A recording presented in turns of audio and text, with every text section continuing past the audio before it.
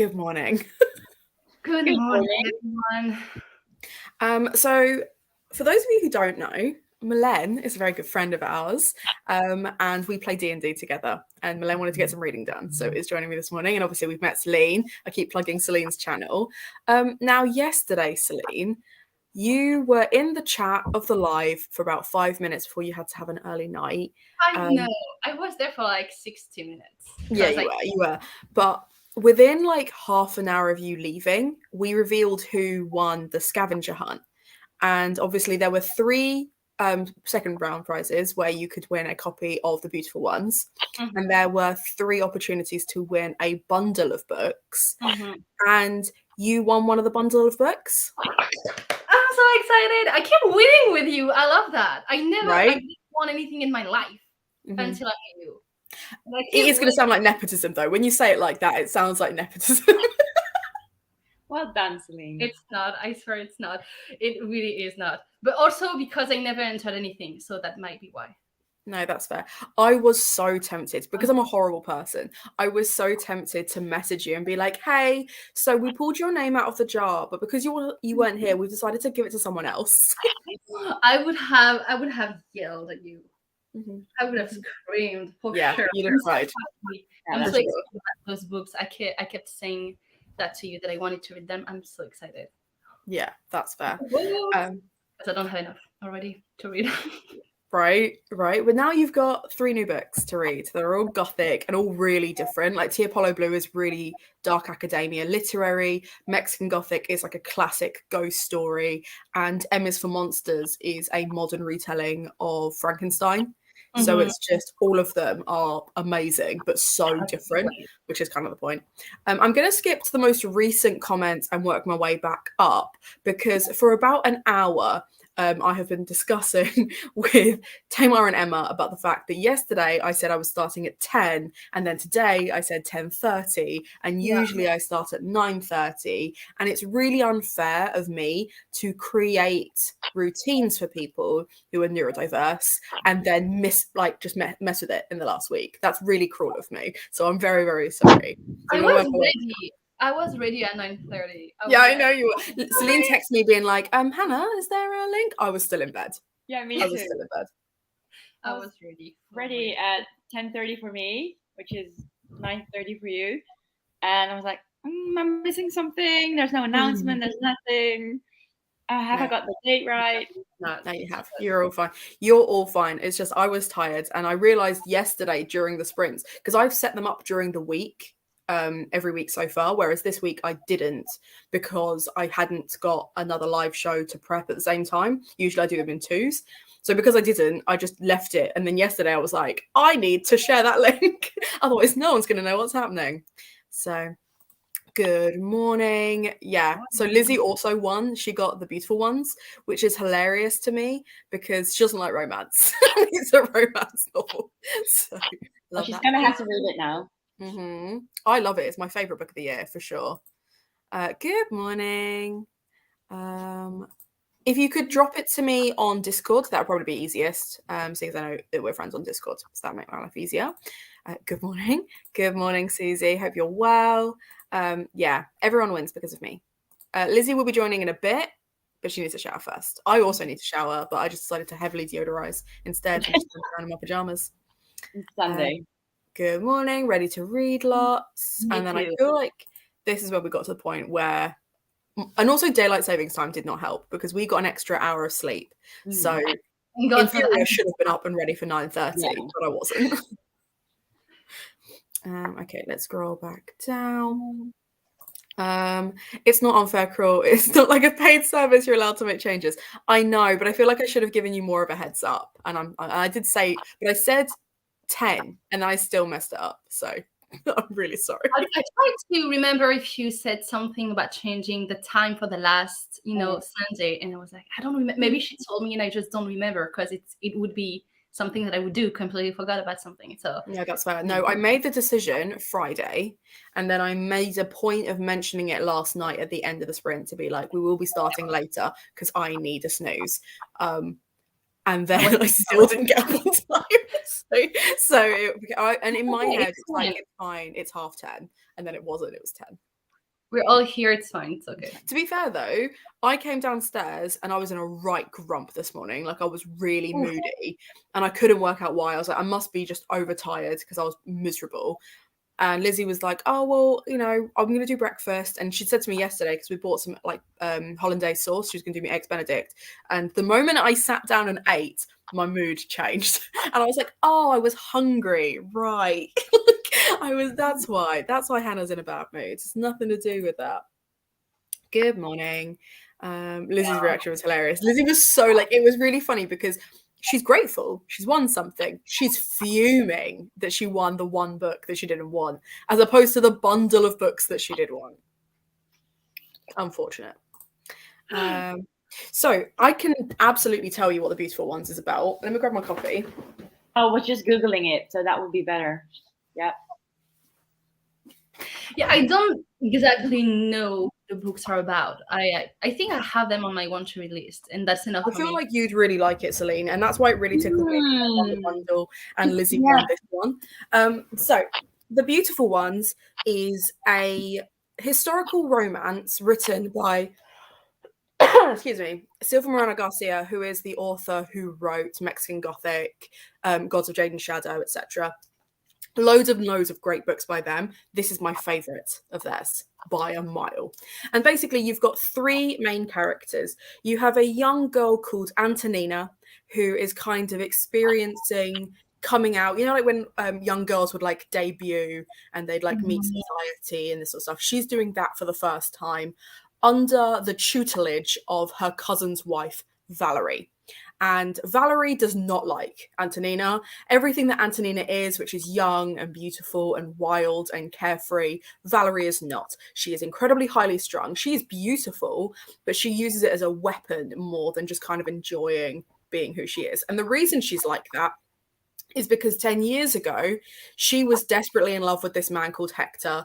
Hector was poor, she was rich, but she was rich in name rather than in money. So she had to marry someone to kind of maintain her status, and her family forced her to marry Antonina's cousin.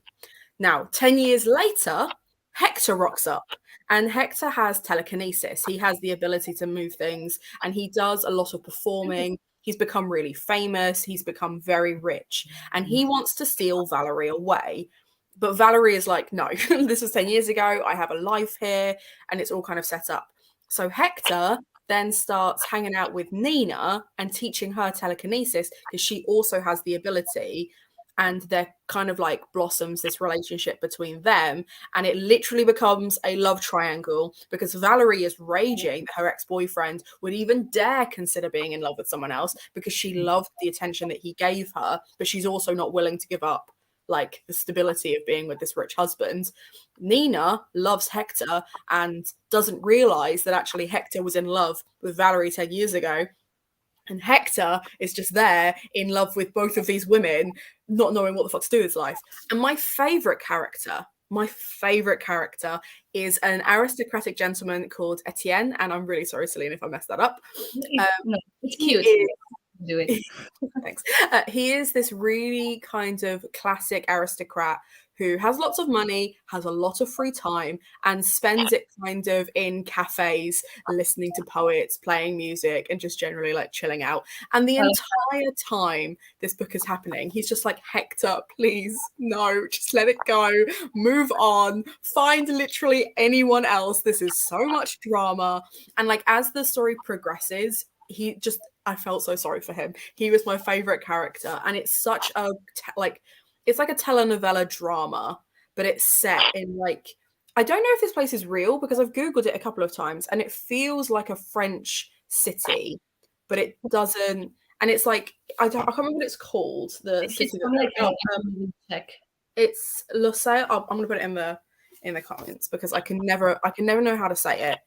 There. That's really interesting, though.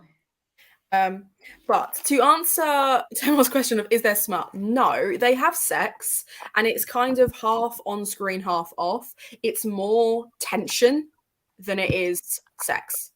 So I really enjoyed it. It was so beautifully written, and the characters are so well constructed. so well constructed that I absolutely adore this book. And I keep trying to force people to read it.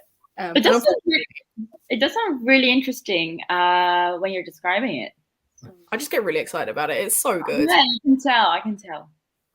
It is a real. It is a real town. It's in the middle of fucking nowhere, but it does exist. Interesting. Okay. Well, in this, it's kind of it's not Paris, but it's kind of like Paris. It's where all the socialites gather, kind of thing. It's not that far away from Paris. I think it's probably like 1 or 2 hours, maybe 2 hours from Paris. Okay, that's interesting. I couldn't find anything about it. Anything that I like came up just seemed to be like one derelict church and not much else. On the left, slightly south of Paris. That's fair. And it's probably like maybe more than 2 hours actually. I just have no notion of space and time, and so maybe a bit more, but it's close. I'm googling it now. Wait, Google it. Yeah, I'm googling it. I'll Google it. It's literally on the opposite. You have your house in France. I was just gonna see how far away it is from the place. I want to say 4 or 5 hours from you. Not even, maybe 4. I need to. My computer is literally, my Mac is literally about to die on me.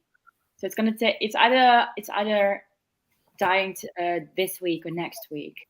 It's absolutely disastrous. Oh no, I'm on a complete different side. So this is on the east. Yeah, it's on the opposite. This is on the west side, and I'm on the east. Yeah, no, it's a completely different side. Yeah, I think that will be an hour outside of Paris. No, it's a bit more. It's a struggle to get out of Paris. Depends on the roads you're taking, I guess. But it's a struggle just to leave Paris, enter Paris. So it will be more than that. No. Yeah. Lizzie's had to hear the description a few times because she's here when I film content. She's here when I do vlogs. She's here when I recommend it all the time. So I don't know if Lizzie would have like a full reaction in the same way that she did yesterday, because yesterday she was moody. She's in a better mood today, so I don't think she's as upset about it.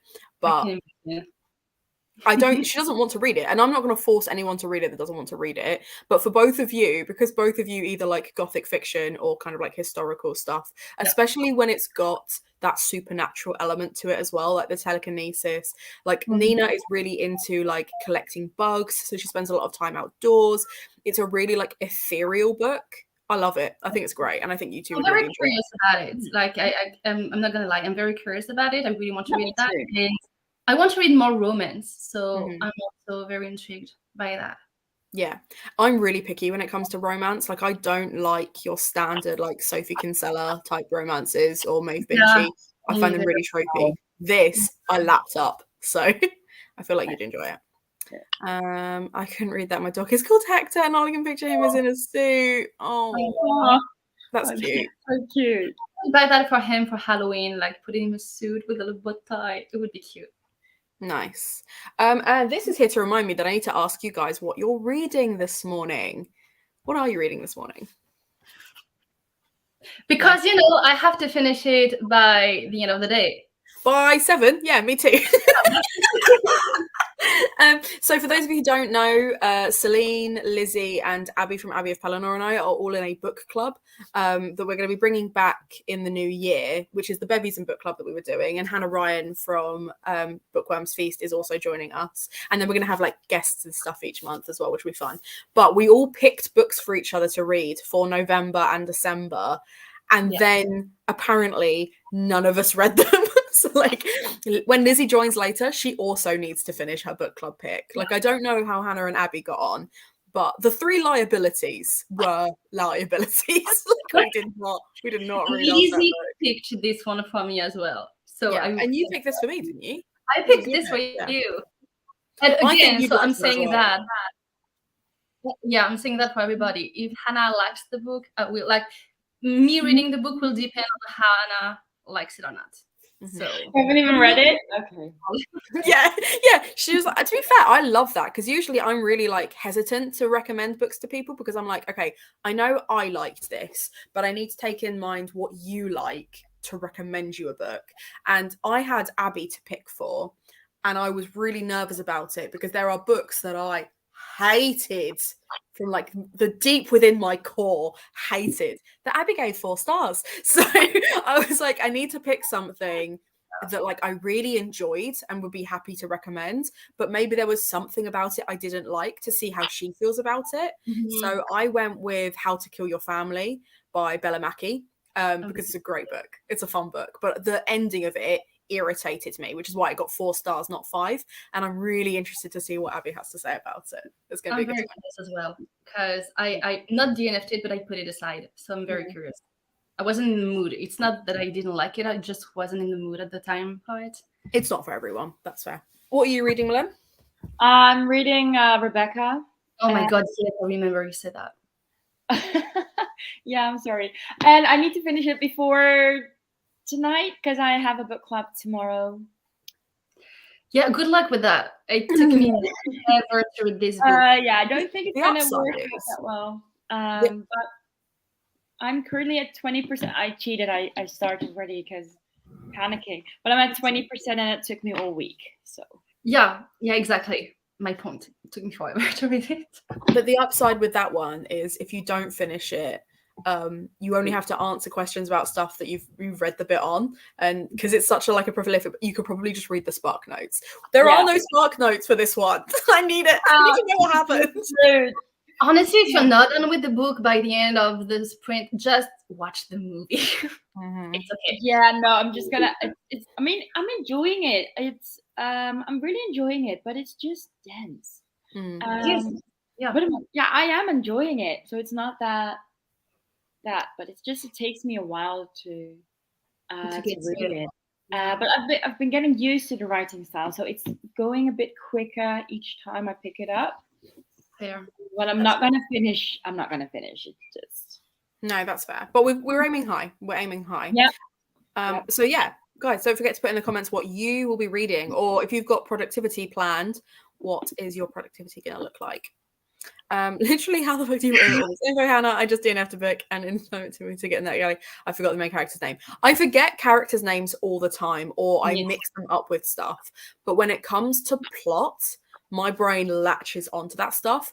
And it's great when it comes to like writing reviews or recommending stuff or wrapping up stuff. Because obviously where I do my potluck wrap up, I have no idea what books I'm going to be wrapping up if I've read loads. So I have to be on it. But it is difficult when it comes to rereading a book, even if I really like it. Having read The Murder of Graham Catton last year, I will need to wait at least another 2 years to reread it, because otherwise my brain just skips over chunks. Yeah. And it doesn't matter that I love that book and I really want to reread it. I won't be able to, because I will find myself skipping bits, which is really annoying, but that's my silly brain. So yeah, but when it comes to characters' names, I always forget. If you've watched any of my wrap-ups, I'll be like, so there's this character, and her name is Iris, and her name is Iris, and she does this, and I can tell you what she gets up to. Don't ask me her name; I'll never remember. Same. Even for my favorite books, no idea for the name. Don't remember. Yeah, no, I would absolutely recommend The Beautiful Ones for people who want romance, but want a gentle romance. They don't want like the smutty stuff. Is it a slow burn? Yeah. Okay. Yeah. It's a good time. Thank you very much. Google says 2 hours 16 minutes drive from Paris. That's fair. To the centre anyway. That's long. I'm finishing Against the Tide, 60 pages left. You will absolutely finish that today. That's fine. I've got a couple of other books that I want to finish when I finish this one, because I need to clear my TBR for November. You think you'll be able to finish this one before the end of Live?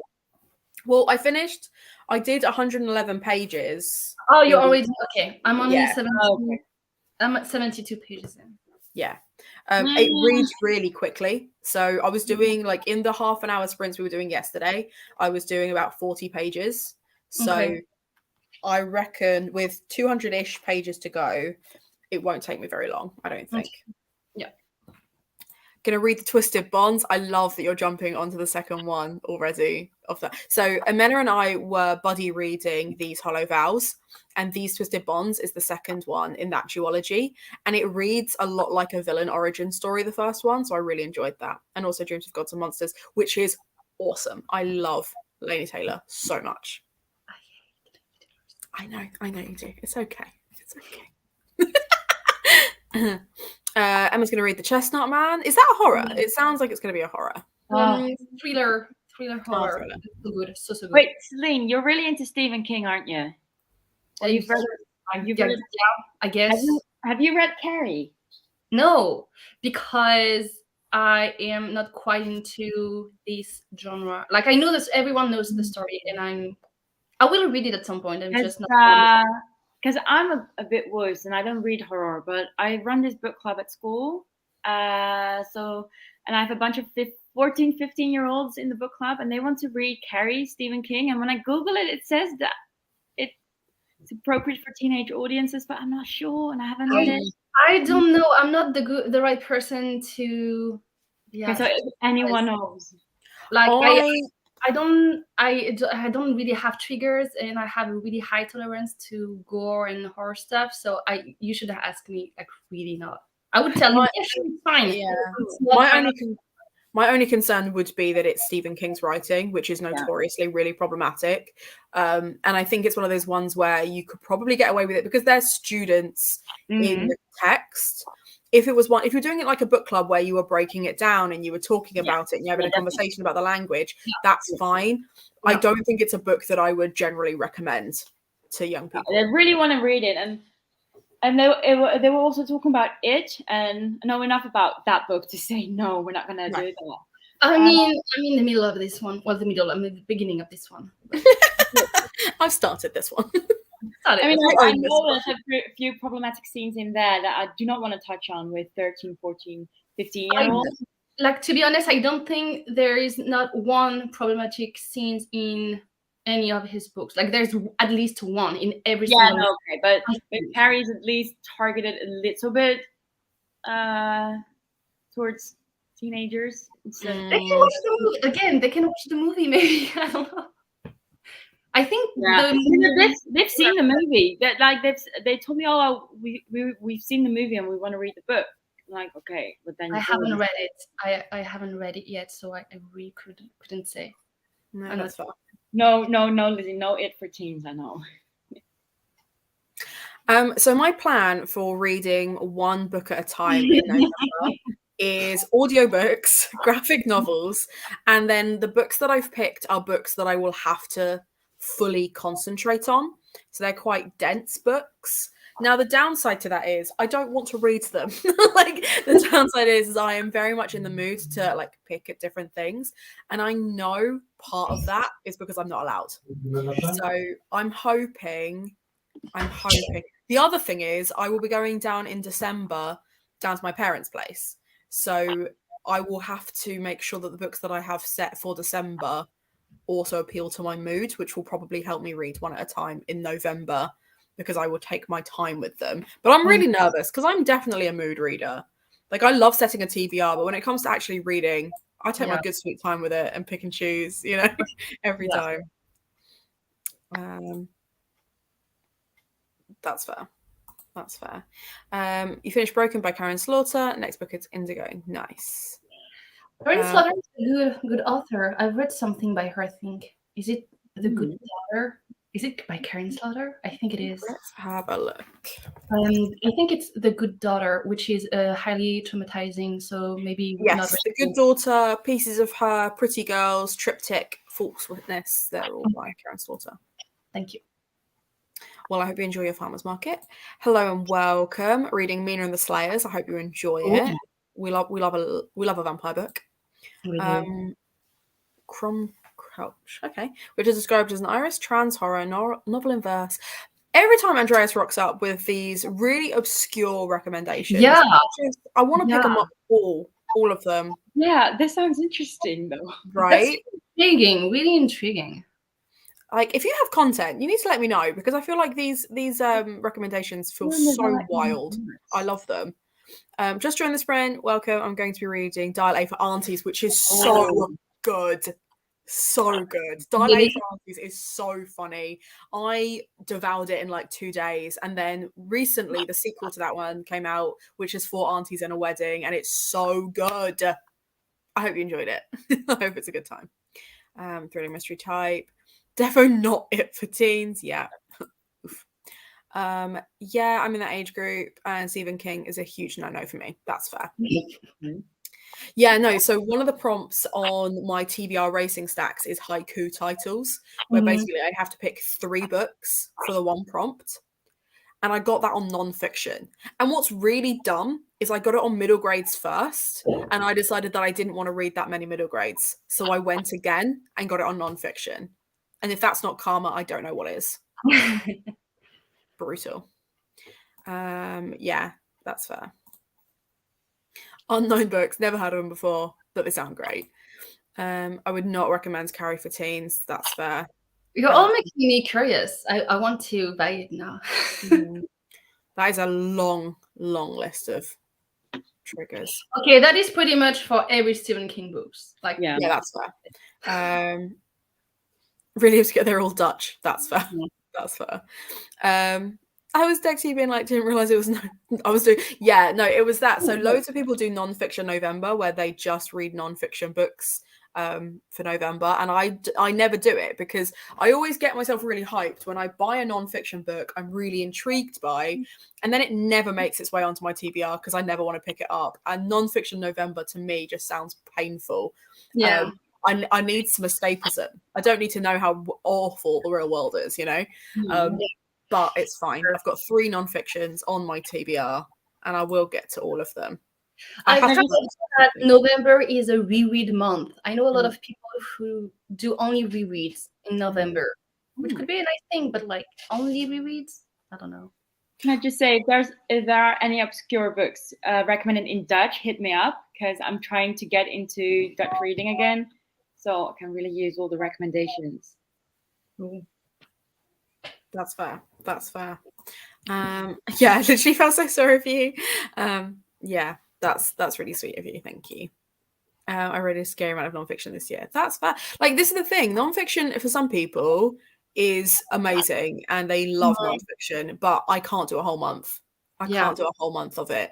And you know what? I think I know exactly what it is. And this is going to sound really incredibly misandrist of me. It's because when I talk to guys about reading and I go, what are you currently reading? It's always a nonfiction. It's always a business book. It's always about the Second World War. It's always about the economy. And I'm just like, oh, honey, read some fantasy. Have a life. Like, it's okay. So I think that's kind of what it is. But though you could do you have any true crime? Because I feel like you would love true crime. I don't. I have one book which is called Stay Sexy and Don't Get Murdered, which is based on a podcast of the same name. But that book was gifted to me by someone that then decided to spread some really nasty rumors about me on the internet. So I haven't picked it up. Like, I want to read it because it sounds awesome, but every time I look at it, I just kind of go, ugh. So I'm like, I don't really want to read it. But I still have it, and I probably will get to it next year, but that's the only true crime thing I have. I am not a massive true crime girly. I like a mystery, I like a thriller, but I find the idea of like glorifying real serial killers horrible, and it's really bad for like my mental health. So I like the fake stuff. I like gore, I like slashers, and I think the reason I like slashers and horrors is because you go through this really traumatic experience with this character. It's incredibly cathartic. You get scared, you get the adrenaline hit, and then everyone goes home and everyone's fine. Like, there are survivors, people make it, and then I close it and I go, this never happened, and it's fine, you know? Whereas true crime, it's like, oh, that actually happened, and that could happen. And I like to be properly traumatized. That's why I like true crimes. Yeah, I started studying again.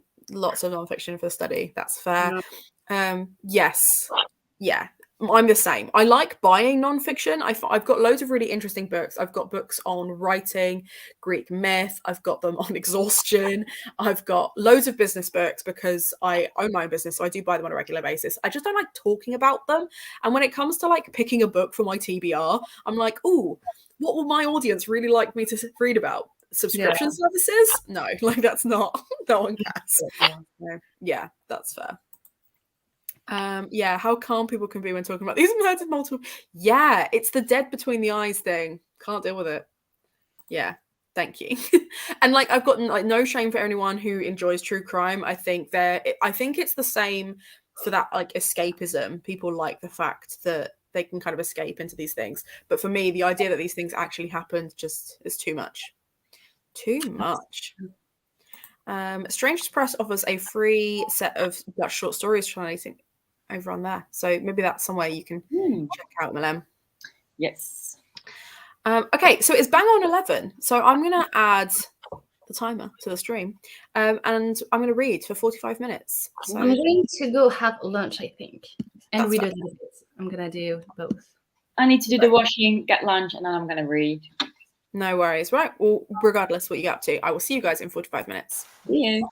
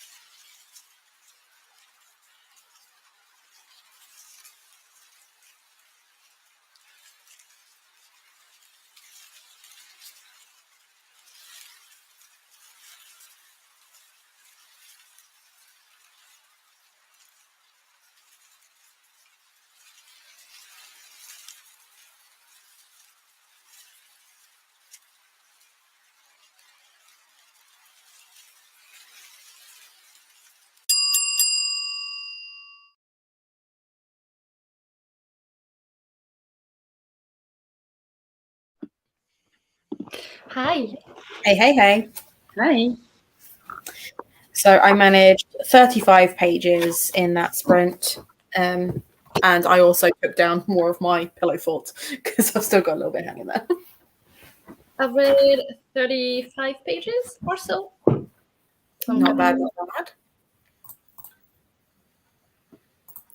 about you, Milan? 22.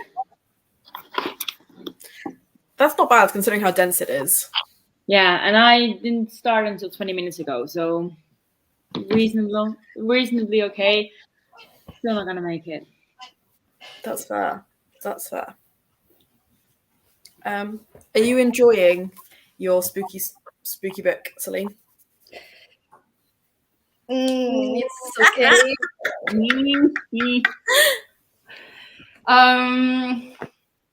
I have thoughts. Let's say that.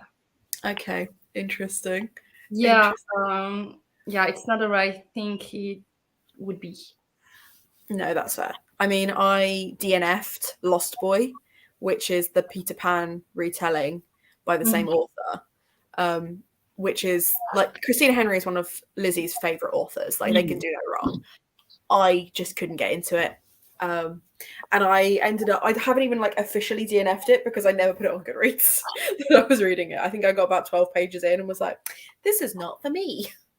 Yeah. So I guess I have to wait until I finish it and we'll discuss it tonight, obviously. But if she writes like that for every other books, I might have a problem with her. no, that's fair. We'll see. That's totally fair. How are you getting on in general, Milan? Are you still enjoying it? I know you said that you worked. Yeah, I'm enjoying it. At times it's a bit slow. I feel like they could wrap up the conversations quicker, but then again, it was written in the 1930s, so Yeah, you gotta love classics for that. They love their dialogues. They do love their dialogues. like They you've do. said the same thing 3 times now. I think the message come across, but just in case, they might just do that one more time. One more time. Just to be sure. No, but it's so far it's good. And I can really feel the eerie mood. So it's just the wrong weather for it now. Yeah, that's fair. It should be storming outside, and we have an Indian summer. So Yeah, you do too. Excuse me. You're all ready. That's not a good start. So Emma managed 30 pages, and it's going to go for a nap. Good. So, well, no, it wants to nap, but yeah. 64 pages. Well done. 120 pages. one is done. I think it's a manga, which would make more sense. Oh, okay. Yeah, okay. But still incredible. Just finished the last 70 pages of Dark Aunties, going to rate it 3.5. That's fair. I think it deserves higher than that, but that's my opinion. And then is nice. Say that again. 70 pages is quick. Yeah. It's a very quick read, to be fair. It's a very quick read, but also that it's still impressive. I think I wouldn't have read that fast. Finished both books, and I'll be starting Sisters of the Snake and Lock Every Door. Nice. Oh, interesting. And you forgot to unmute the stream. That's fair. That's fair. Yeah, I'm using the Rustling Leaves, I think, first, and then I'm going to go to the classic music when I swap books. When I finish this one, good. Yeah. Is that the Jane Eyre inspired one? So is it the Jane Eyre? Yeah. That would fit perfectly with Rebecca as well, I think. Yeah, no, for sure. At the moment, I'm listening to the Rustling Leaves one because there's loads of creepy flowers in this, and I feel like it just works really well.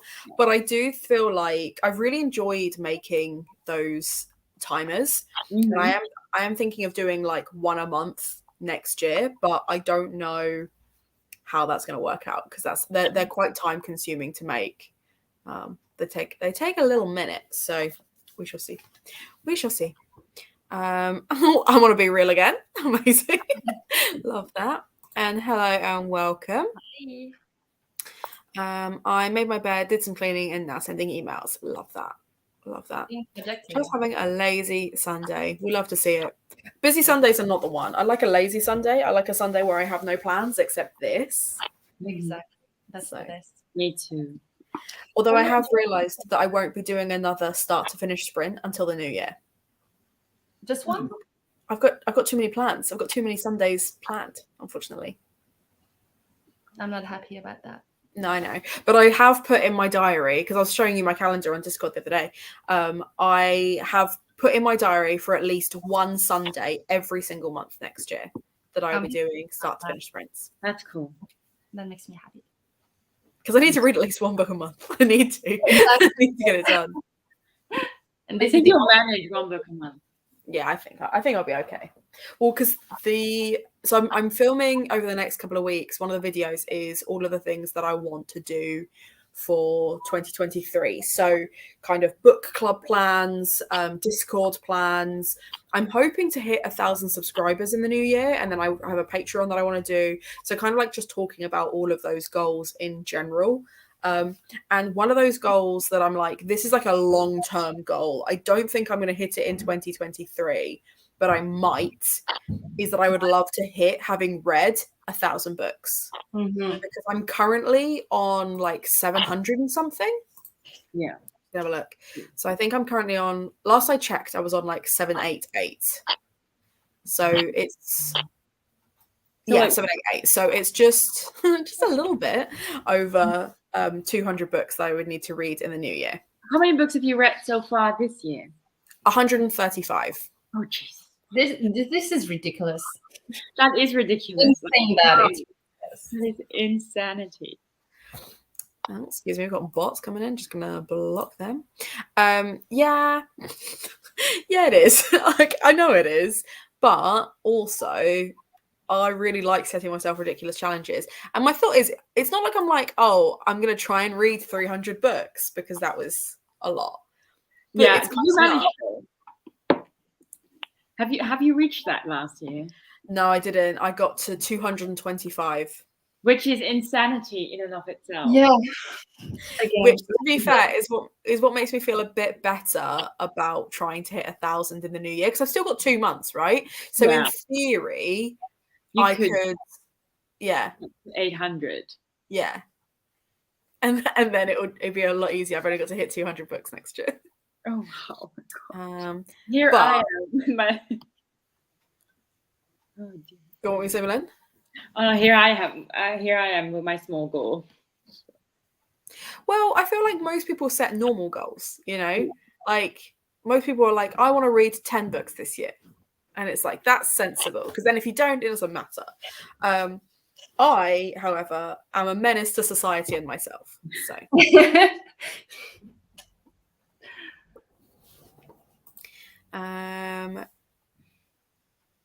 You would rock that. Do what? I can't remember. Please remind us what we were talking about 5 minutes ago, because I can't remember. It was literally 3 minutes ago this comment went up. You would rock that. No idea. Start to finish sprints. You should host them. Okay. Yeah, well, I like when Hannah does them, because I don't have to prep anything. That is me being lazy, and I don't have to entertain you guys like she does. I'm just here to, I don't know, be pretty and scream, whatever, you know. Yeah, I can do all the talking. That's fine. Exactly. So I guess I could, but I would be too lazy to do that. So I don't know. I would love that though, Celine. It'd be great. You're right. Too many plans. Way too many plans. Yeah, it's not because I'm popular. I'm working.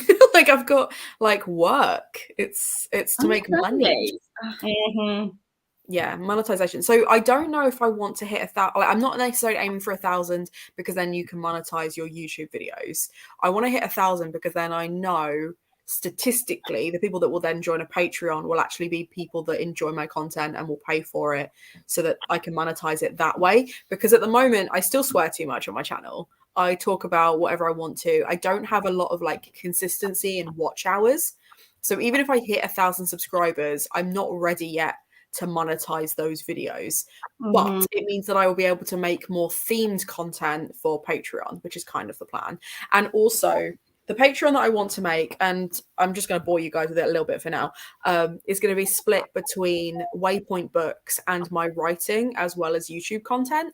So it will be a lot more writing videos for Patreon. It will be sneak peeks of the books that I'm currently working on. And it will be basically free books that come with the content. So depending on which tier you're in, will depend on how many free books you get throughout the year. But the idea being that if I really, really love a book, for example, The Beautiful Ones, which came out as hardback last year and paperback this year, if every 4 months, if you're in the £10 bracket, every 4 months you'd get a free book, you would get a copy of The Beautiful Ones, because I read it in the last 4 months and absolutely adored it. It would be stuff like that. So just by engaging in my content, I'm talking about a book a lot, and hey, look, it's arrived on your doorstep. You can now read it as well. And it hasn't cost you any more than it would have if you weren't engaging in my content, kind of thing. And like to do stuff like that. One, because it's a great way to monetize it, and two, because I love forcing people to read the books I like. So very, very but yeah, because I don't know how many other Patreon people. I know obviously a lot of Patreons have book clubs, and then they'll do like the bookmark and additional content and things like that, which I can absolutely do as well, for like lower tiers.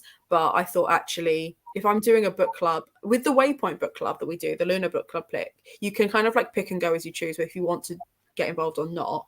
But I will send you the book. Like, the whole point is that you buy into the book club and I'll send it to you. It's going to be a lot like that. Is my plan for the Patreon anyway. That makes me think I need to check your book club, because I only have Goldsboro book box, and I need to find something else, because I'm gonna stop even that probably. That's fair. Yeah, I mean, with the Lunar one, you don't necessarily like.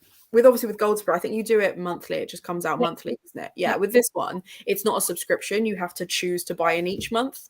But you also get to choose what prompts I use to find a new release. So on the Discord, we talk about, like, I will send like a list of prompts, and then people will choose. So this one, it's a crime romance. So it's a mixture of the two.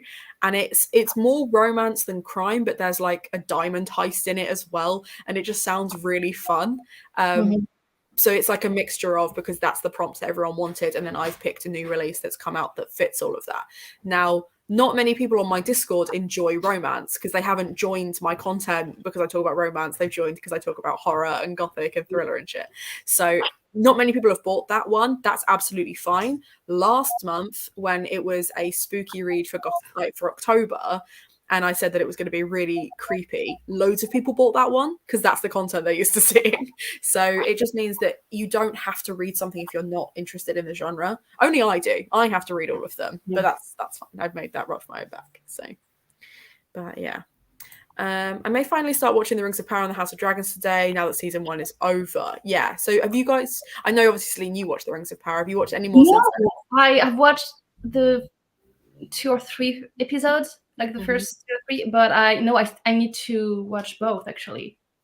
I wanted to wait until all of the episodes of the first season were just out, but I need to get to them both. That's fair. That's fair. What about you, Milen? Did you watch either of these? No. I initially said I was waiting as well, but now I've kind of never thought of it again. That's fair. But I haven't followed Game of Thrones. I kind of stopped after the first season. No. That's fair. It's quite a dense show. The new season, obviously, it's a brand new thing. You don't have to go in having watched the original, which I quite like. I'm also really enjoying this. Can we just take a minute and look at Blue? So it's 3 cushions and then a blanket tucked on top, and he's going to nest for him. He's going to nest, aren't you? He's like attentively trying to. He's like, please don't look at me. I'm not here. I'm not here. No, I want to get into I want to watch The House of Dragons, but the thing is, when I'm working, I just don't feel like putting on a show in the evening. I have a question about the show. Is it House of Dragons, or the House of Dragons? Which one is it? I feel like everybody says something different. I'm pretty sure it's the House of Dragons, because it's the House of Dragons. Okay. Oh, I have no idea. I know it's dragons plural. Okay. What is House of Dragon? Oh, House of the Dragon. There we go. The House of the Dragon. Yeah, but I think everyone calls it House of Dragons, plural. Yeah, exactly. That's There's why multiple I'm like, dragons. Which one is it? Okay, the House of the I Dragon. just know that it's basically a whole bunch of people who all think they deserve the throne, and realistically, none of them deserve the throne. I just know there's dragons. That's it. I'm Mhm. here for that. Also, congrats, Len. This is awesome. Yeah. Like Celine said to your challenge for you in November, Hannah, can you set me 5 for oh, don't make me set you challenges, because I will go one of two ways. I will either be too gentle on you, or I'll be like, Molly, read a book. Or I'll be really difficult about it and be like, okay, Molly, for January, you have to spell your name with titles. So every title has to start with M-O-L-L-I-E. I love that. That's a good challenge. That's not a book, though. It's an okay challenge until you realise that you only have one book that begins with L and no books that begin with I.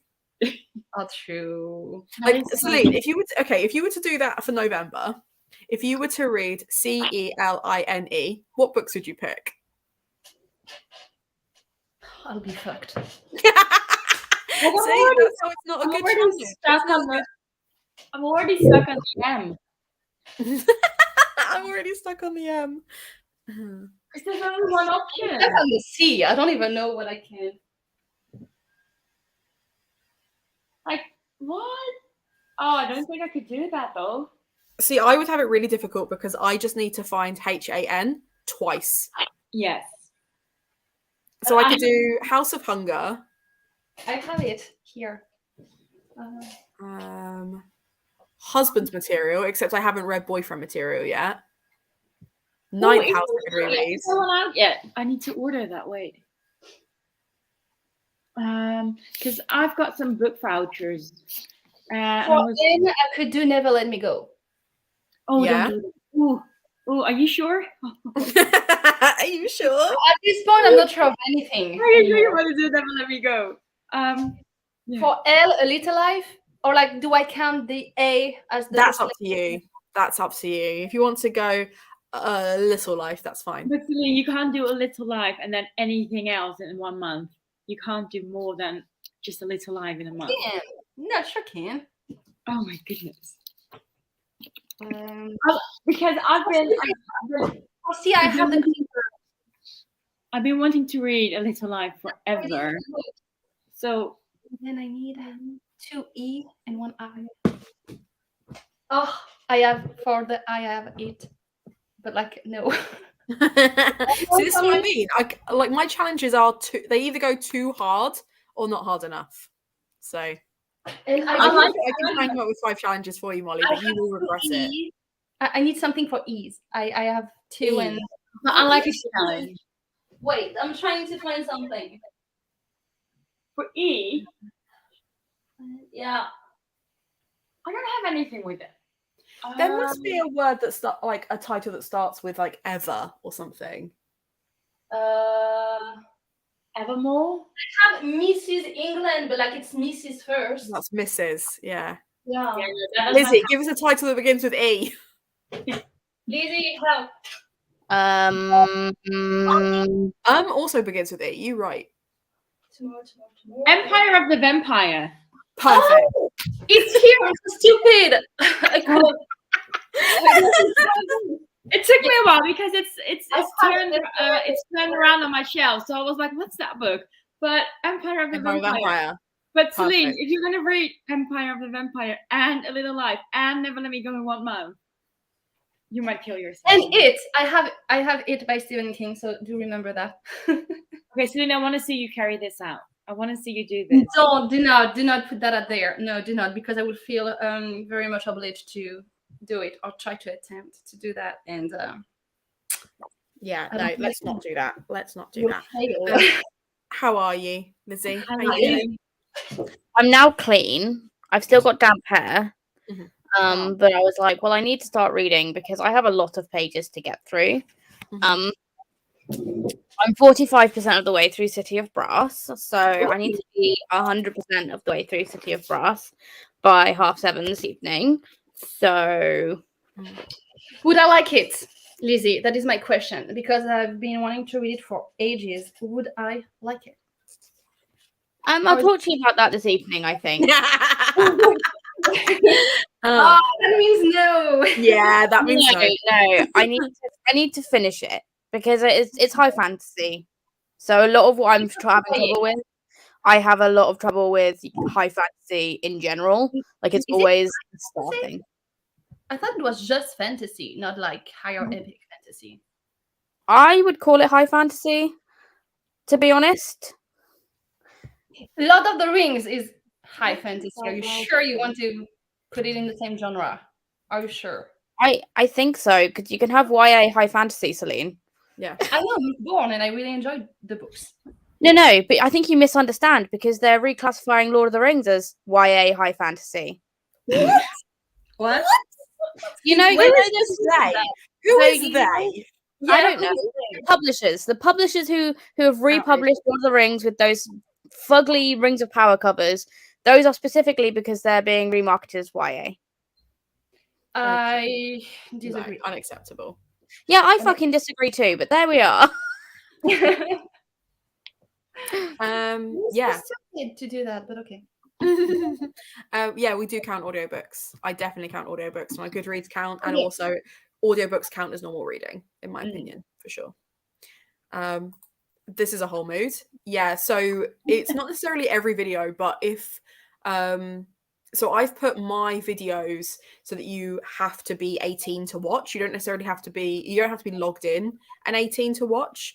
But it means that I don't get my content recommended to people that have their age set as younger, because I swear, because if you don't, your content gets flagged as inappropriate, which is another reason why it's taken me so long to get to, well, one of the 1,000 reasons why it's taken me so long to get to a higher YouTube count. Rec student, yeah. Celine, does your book club have a Discord?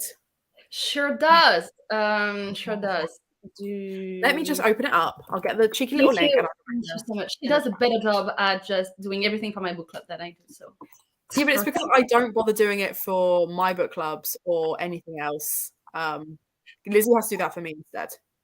I was just gonna say I will do that for you if you do it for my book club. Like we can switch. It's fine.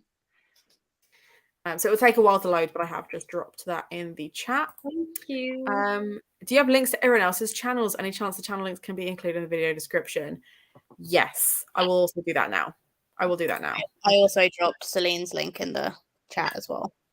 Sweet. Your pictures are so nice. Lizzie, yes, elf. Because like to find you is so difficult.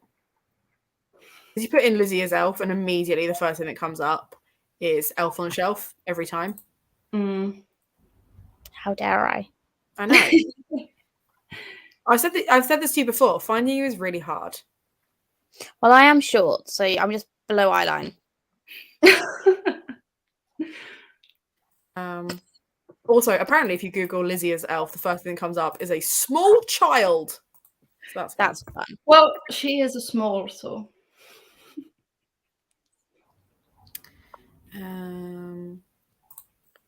I've watched it, of course.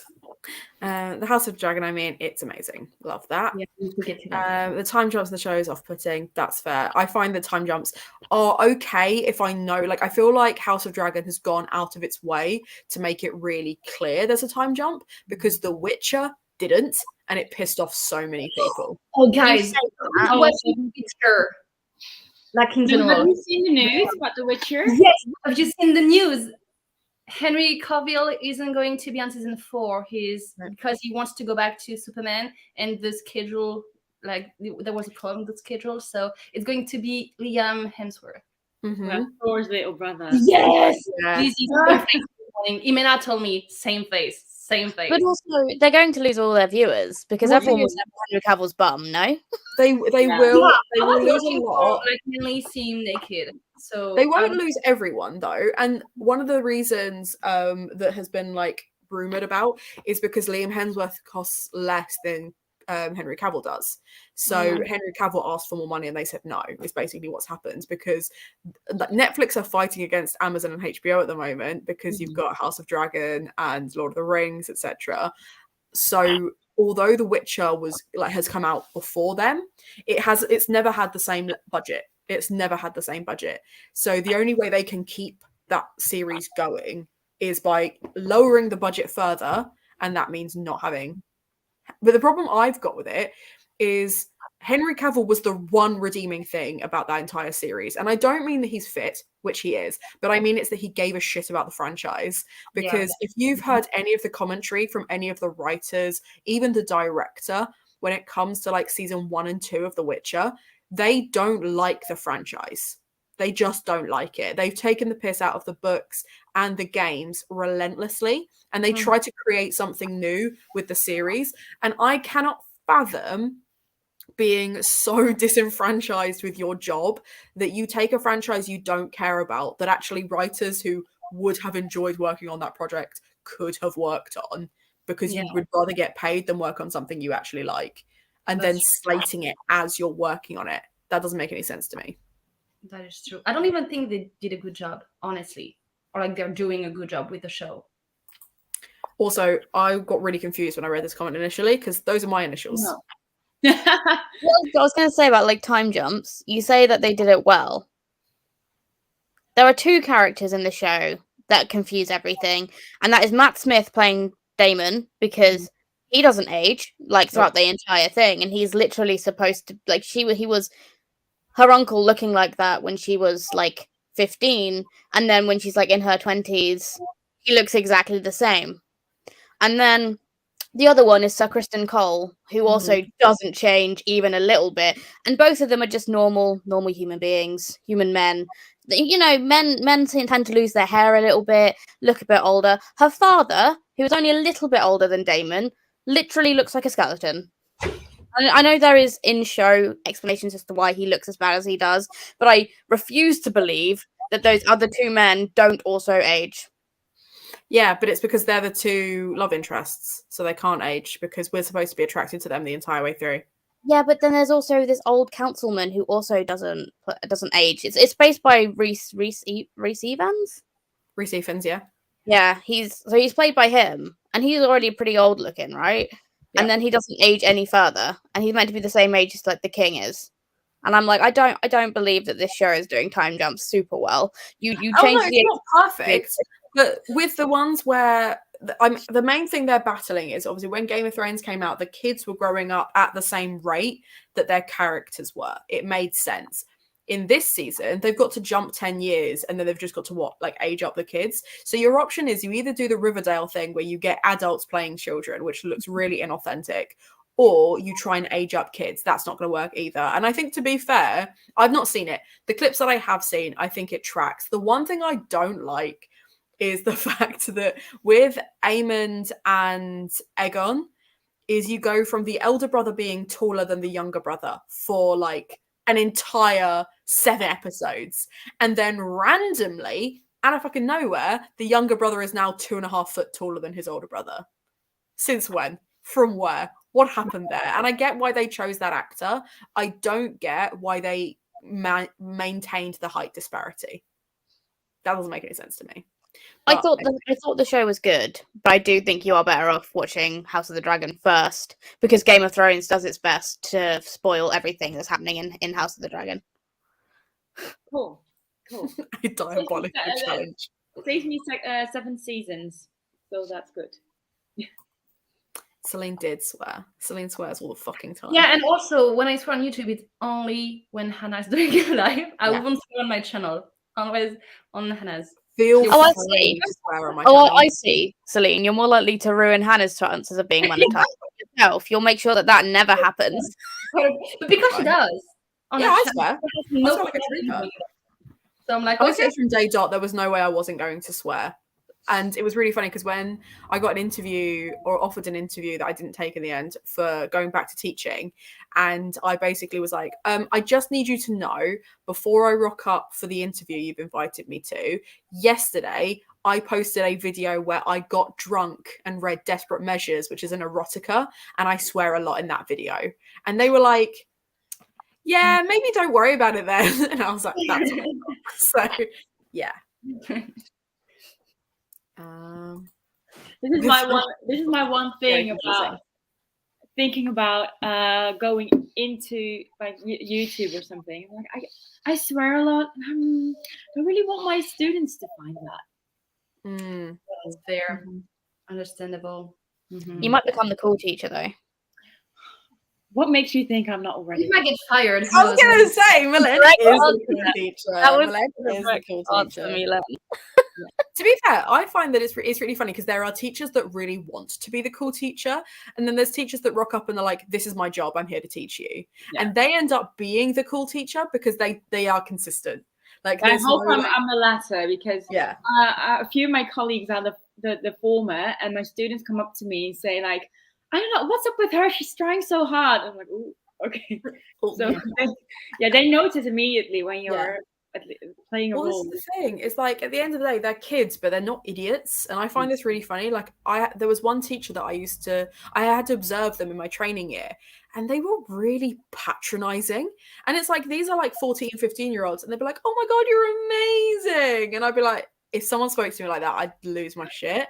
Yeah. And then I was like sat there and like I had to cover this class, and I was like, "That was really cool." And they were like, "Oh, thanks, miss." And it's like, you're gonna get more response if you talk to them like a human being than if you're like, "Oh my God, you're amazing." Yeah, I tried to do that. Couldn't do it. Yeah, that's my approach as well. That's fair. They immediately know if you're inauthentic or something. They will see immediately. Cool. We'll have to check out your Instagram and make sure that we're adding more challenges to your 2023 list. I don't know what this is in reference to. Sorry. Oh, the book beginning. With a nice. knee. Nice. Yeah. This is my downside is I end up like, we talk about like 8 different things in the 5 minutes that we have, and then I'm like, oh, should probably nice. That's not a bad list actually. Not gonna do it though. I'm not attempting that because I have 2 Z's in my name, and I can't think of one Z book. Oh, there has to be some. There has to be. I'm looking right now. I still need one because I have Empire of the Vampire with the last E. Okay, but I'll change what I said. There may be books that begin with Z, but they're probably not ones I want to read. Oh, you never know. That's a different argument. Yeah. What is it? There might be. I need to check my other TBR shelf. No, I don't think I've got any books with Z on my shelf. Let's have a look. Which copies of City of Brass do you have? I want to buy the trilogy because of the covers, to be honest. It would be easier in Dutch, to be fair, with the Z. Yeah, probably. Apparently I've read exactly one book beginning with Z, and it's 0 to 1 Notes on Startups and How to Build Your Future, which is a business book that you would absolutely not read in a million years. Riveting. Yeah. How do you do that on Goodreads? Wait, I'm going to go on my TBR shelf. Now I'm curious. I want to see what do I have on my TBR shelf. Starting with this. Apparently that's literally the only book I've got on my entire list that begins with Z. I've got loads of Ys, but only one Z. I have 0 books on my TBR with Z. It goes straight to Y. If you don't count articles, I've got one, but it's in Dutch.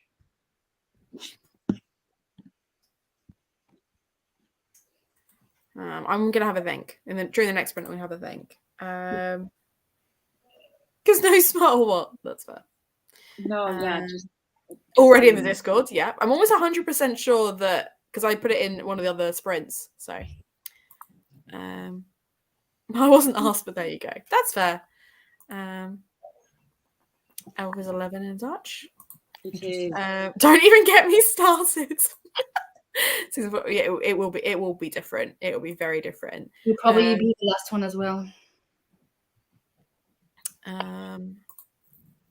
I mean, if you look at House of Dragon, yeah, real weird, real fast. I'm going to do it for a little while. No worries. Have a good day. I have one book that with Z and it's Dutch. Steve Brass. Yeah, that's very cool. The Dutch special editions, Wait, I need to check how it looks. like all these Dutch special editions, they're so pretty. They're so But nice yeah, editions. Like in Germany, you guys have like. But like the translation is always so terrible, so I can't read it. I like these covers though. Like for paperback, these are stunning. Like it's super shiny. And like I'm sad I don't have this in hardback, but also at least the paperback is pretty. Yeah, because I want the hardcovers of this one, but it doesn't exist anymore. Well, if they do exist, people are selling them for a ridiculous amount, and I refuse to pay that much. Exactly. I can't find the Dutch edition. Yeah, Dutch special editions are always so pretty, and I'd just buy them. If I had enough money, I'd buy them just to look at them. But when you read them, I automatically translate back into English. So Dutch edition. terrible to read. Okay, I found it. It's pretty. It really is pretty. Milan, I've just realised, have you got new shelves? Yes, I have. Because I've been sitting here this whole time going, but yeah, I no, was I'm like, turned around. you didn't have shelves there last. I was very Yeah, confused. I'm turned around. I've gone to IKEA 2 weeks back in my vacation. I went to IKEA and then just got a new table, new shelves, put them on the other side, so now I can look at them all the time. They're so Nice. pretty. They're so pretty. Oh, there you go, Lizzie. You could read Zodiac Academy. I have it on my Kindle Unlimited, to be fair. There you go. Zodiac Academy 1 and 2 sorted. Ooh, I don't think I want to do that to myself, though. Hello, Kelly. Welcome. Let me Google that. I have no idea. Zodiac Academy is wild. I think Lizzie would hate it, which is why I really want to see a vlog now of Lizzie reading your name in titles, because I think it'd be great. No. No, there's a whole bunch of them. Kelly, you know what I'm going to say. I love your shirt. We've come full circle. This was, Yeah. I mean, this is what I was doing the first live show. So for those of you who didn't see, the very first live show for this year's Gothtober was a arts and crafts night where we all did arts and crafts stuff, and Kelly was doing embroidery. This is the embroidery. That's so cool. We've had it's now verging on a little too warm to be wearing this, but when I got up to leave the house this morning, it was like grey and cloudy and gross, and I was like, this is the closest I've come since I made this to weather where it is acceptable for me to wear this. So I'm going to take advantage of it. I'm very impressed at how straight and how like nice the letters look. I'm very impressed with your skills, Kelly. I just want to say. I mean, I traced the writing off my laptop screen. And then I had, because I mean, I needed to have like the backing on. So I traced it onto the backing and then embroidered along the line. Nice. Still impressive. It was really funny to watch because there was just this like flap of fabric. So it was just Kelly doing this for like half an hour. It was very enjoyable. I enjoyed it. And then I got into work on the Monday after, and I still hadn't cleaned all the, because I used permanent marker and it had bled through onto my screen, and this is my work laptop. No. And thankfully, like some hand sanitizer managed to get it off. But yeah, there were still like black marks all over my screen. Product. Like, if you're ever like struggling to clean something, hand sanitizer. Good And tip. the one high point of COVID is that we just have copious amounts of hand sanitizer everywhere, and you can use it for everything. Yeah. Well, Lizzie and I got duped yesterday because we went to Home Bargains and bought a flash that promised to smell like pumpkin spice. It does not. It smells like flash. I'm Fuming. so disappointed. I'm so disappointed though. And like I even tried cleaning one of the surfaces with it. Still didn't smell like pumpkin spice. It just smelled like flash. But upside, it was £1. So We should have guessed really that it wouldn't smell like pumpkin spice being £1. It was just an orange bottle. That's what we paid for, an orange bottle. yeah, we paid for branding, and that's fine. That's okay, yeah. So what are you going to be reading, Kelly? or are you productivitying? Oh, you are reading. Belladonna, nice. Yeah. Okay. I want to do some drawing as well, I think. So I'm probably going to do this for the first sprint, and then I might draw and listen to an audiobook in the second one, because I'm still listening to Howl's Moving Castle. That's fair. I love this one, so cute. I'm enjoying it so much. Nice. Cool. Well, in which case, shall I throw us into a sprint then and we can get some reading done? Yes, I want pie, so I'm gonna get pie. Okay. I made an apple pie, that's why, and I want pie. Oh, delicious. Now, do we want to be along the side or do we want to be along the bottom? Bottom. I like the bottom. I'm so glad I asked because that was such a great. Okay, great. Right, I will see you in 45 minutes then. Yes.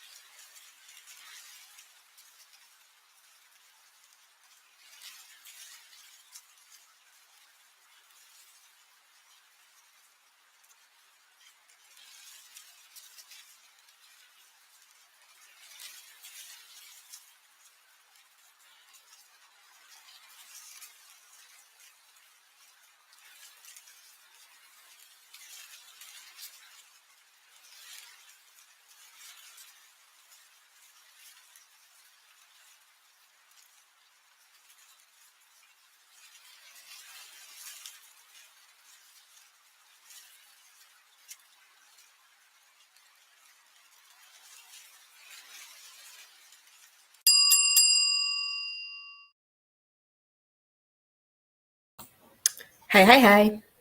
Hi. How did we get on? I managed 35 pages and I am just under the 200-page mark. So I will probably be finishing this in a couple of sprints, which shouldn't be too bad. I don't remember on what page I was. So, but I'm on page 152.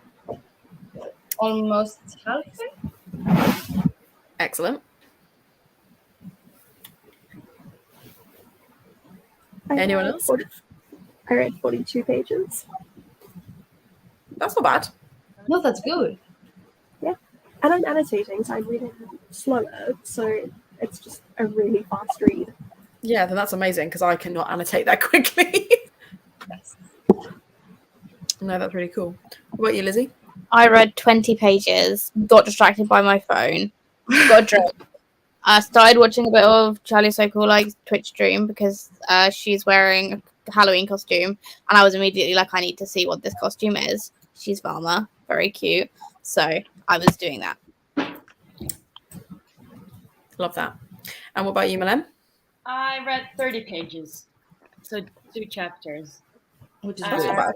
No, considering I've started skimming now, Ah, but I've reached a third, so 34%.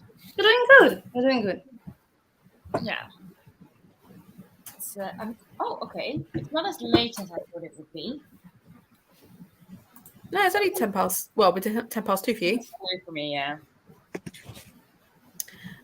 Okay, so we have one disappear from lunch. We have one returning from sleep. Love that for you. I love that. I'm afraid the recipients are going to be extremely. Oh, okay. That's fair. I'm back now. I haven't read anything this sprint, but we'll do the next. Awesome. I posted on socials about the fact that I'm going to be. Oh, that's really exciting. That's For cool. what? For what? Tell us. Oh, And 52 pages of jumbies. wait, where? So tune in. Yeah, I was going to say, with Dutchies in the room. Where can I see this? Just read The Fall of the House of Usher by Poe in preparation for What Moves the Dead. Was super short but ominous. Curious to see how Kingfisher fleshes it out. Puns. I enjoyed it. Has anyone read The House of Usher? Nope. Anyone here read? I have it, but I need to open the book. That's fair. TV program about queer Christians telling a bit of their life story at 11:30 NPO. That is very cool. That's cool. very I'll write it down. And I'll probably have to watch it back, but I will. That's fair. So this is getting really wild. And I was really nervous. I've had to stop like halfway between a chapter because there are like little sections because it's getting really, really tense. And this is kind of like a lighter version. Speaking of T. Kingfisher, a lighter version of the Hollow Places. Interesting. With like the creepy plants and sinister vibes. It's like that, but YA. The fact that you keep having the same reaction is very funny to me. That Well, the Hollow Places was just very unsettling, so I'm excited if the YA is managing to do that kind of dealio. if there was a Venn diagram of the Hazelwood and the Hollow Places, the House of Hollow would be in the middle. Okay. Then should I just read the other one since it's adults and I tend to prefer adults? Celine, you would love the Hollow Places. Yeah, you would love. Yeah, Hollow I know. Places. I put it on Absolutely my. read Hollow Places. I put it on my wish list because of you, because you told me to, basically. Yes. That's fair. That could be quite stressful, I imagine. Oof. But you have us. We will support you 100%, regardless of how that turns out. So just let us know. But yeah, no. To be fair, as much as this is a YA, I don't think it's not YA in like the way that you find irritating. I think you'd be okay with it. Okay, I'm very curious. Is it just is it pacing? Like, does it the pacing is YA, but like the actual way the characters interact is more adult? No, the way the characters act is like teenagers. It's very authentically teenagers. The way they banter with each other is very teenagers, but it doesn't feel like they're talking down about teenagers or to teenagers, which I really like.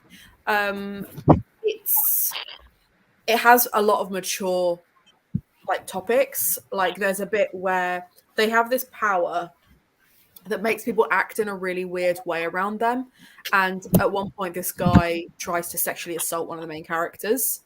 And the way it's handled is it wasn't necessarily triggering for me in a way that like sometimes that stuff can be, but it just goes to show that it's kind of like have you guys ever seen the TV series Misfits?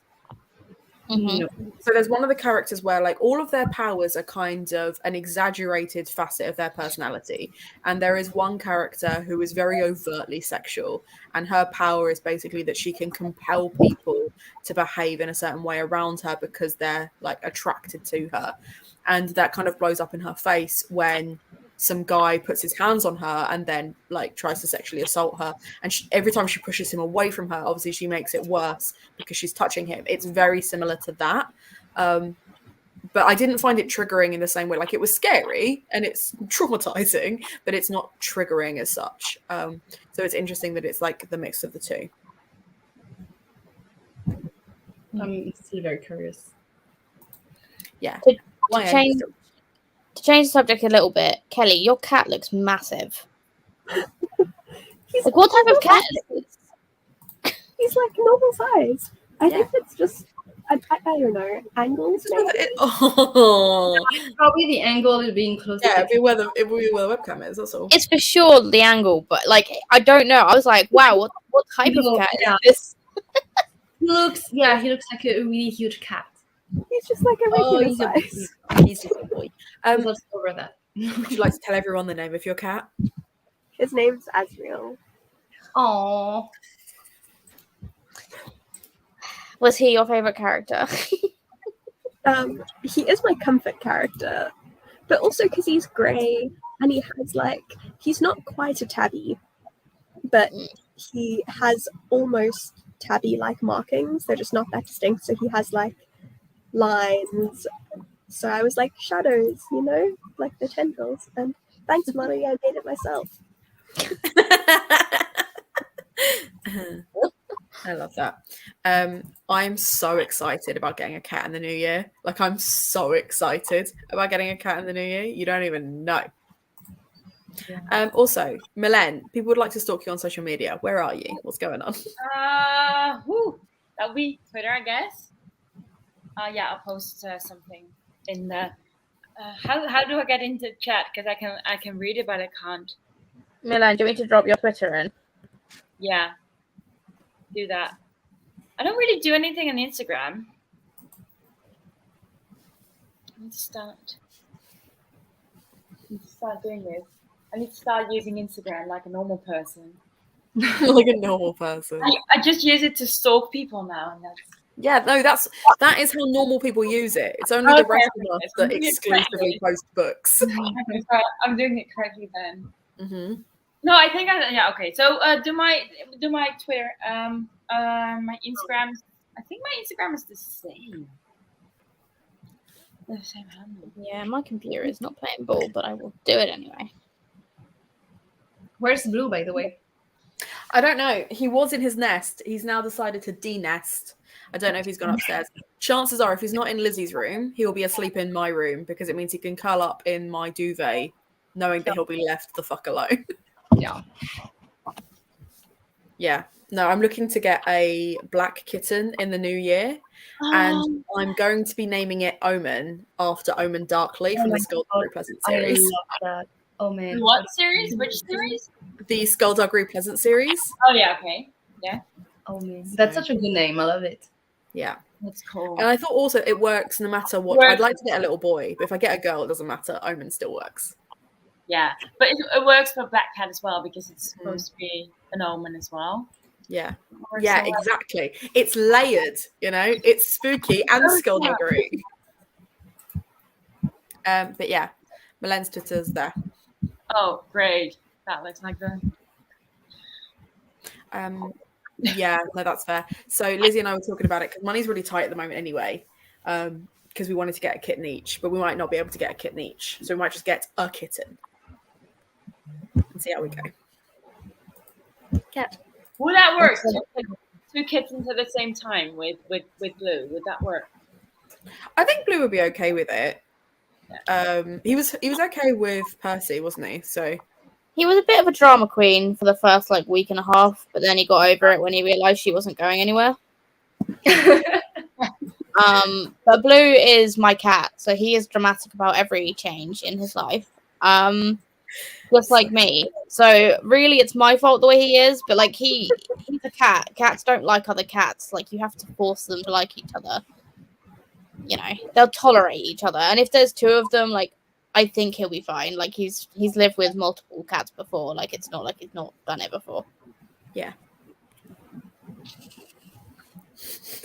You saying he's dramatic because it's your cat, it makes me laugh because my cat is supposed to be my emotional support animal, and my husband is literally always just saying that I've ended up having to be his emotional support human because he is so dramatic about everything.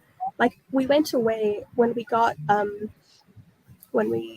married last year. We were away for 3 weeks. He had a live-in cat sitter, so like there was no one here during the day like there normally is, but like he had someone staying with him every night. And when we came back, he had made himself ill with just like sadness that we've been gone so long. Yeah. The cat that he's not my cat. Technically, he's my brother's cat. But my brother lives in Gibraltar now, so he's my cat. Is so needy. He's so needy. He wants to be picked up all the time. He wants to be fussed over. And when my other brother is at home with just the two cats, they don't like each other. Like they will actively fight each other unless Kieran is the only person home, in which case one will sleep on one leg and one will sleep on the other leg because he's so warm and they want the attention so bad they will just tolerate each other.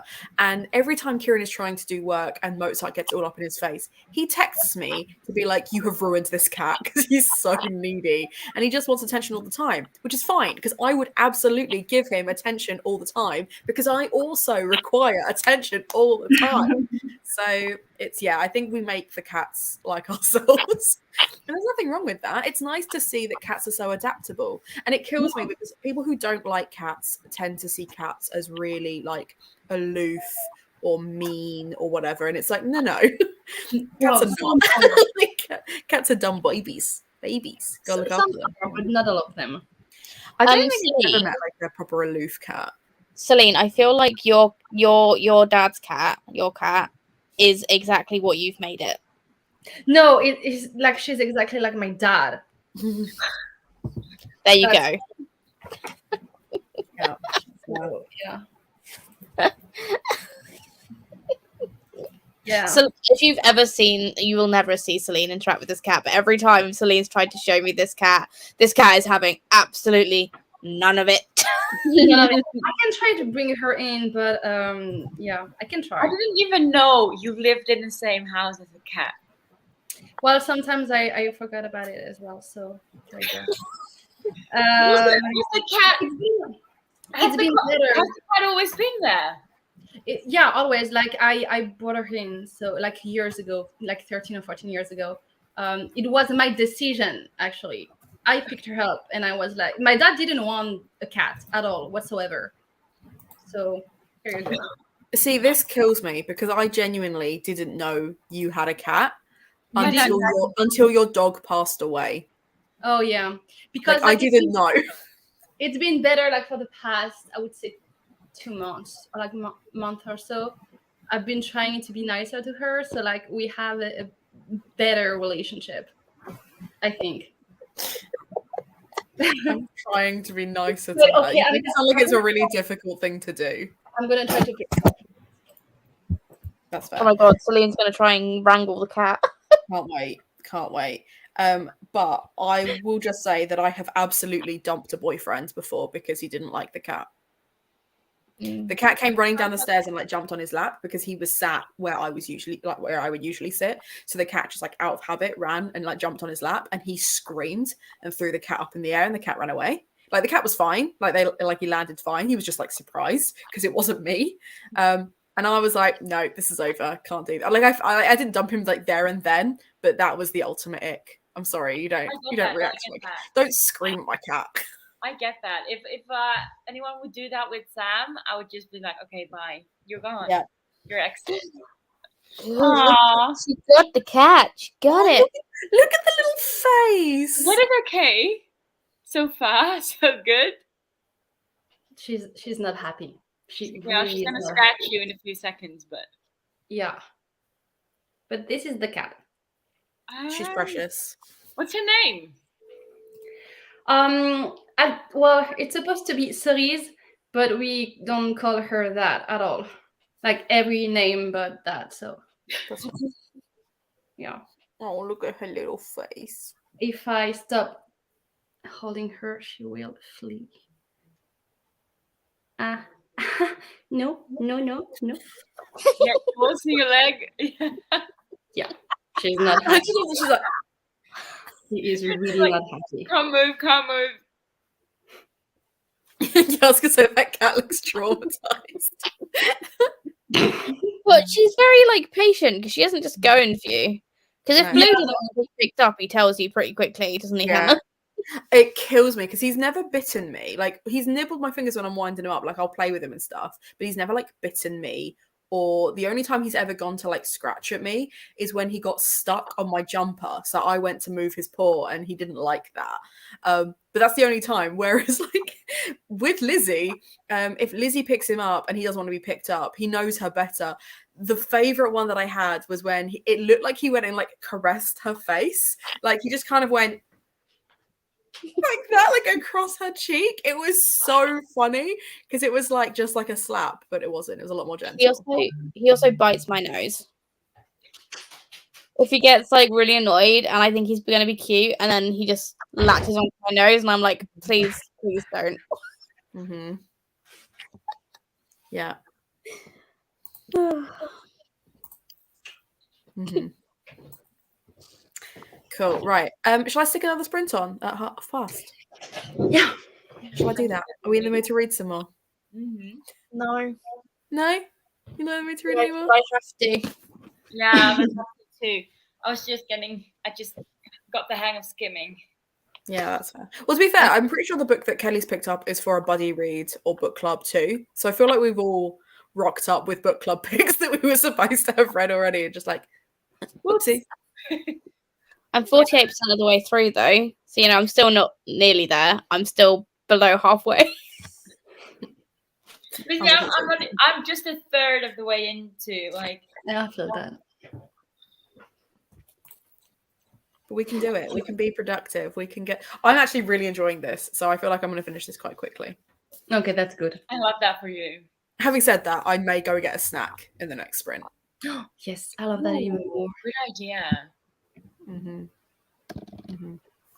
You get a wagon wheel or something else? Maybe.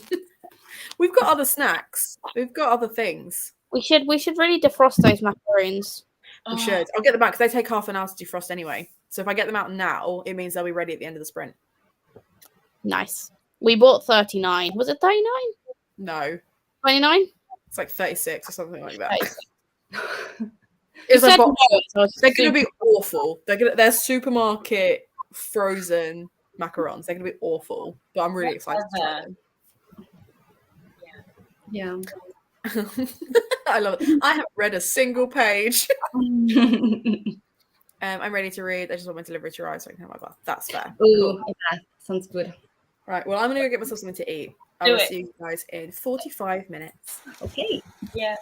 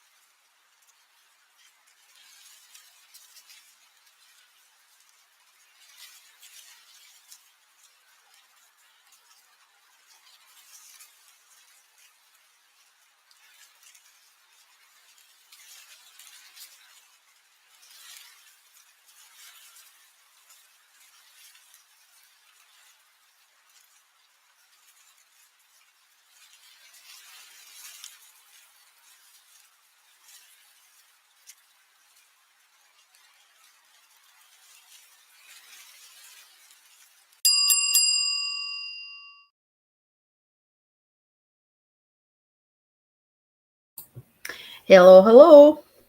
Hi. So I managed about 30 in that one, and I've got about 80 pages left. You're doing great. I have way more left to read. I've read 60 pages. Nice. I hope I'll be able to finish it by the end of the day. What time is it for me? Thank you, tight fit. You've got time. You've still got like 3.5 hours. I think I can. Yeah, I think I can do it. It's going to be fine. It'll be fine. It'll be fine. That's fair. That's fair. What about you, Kelly?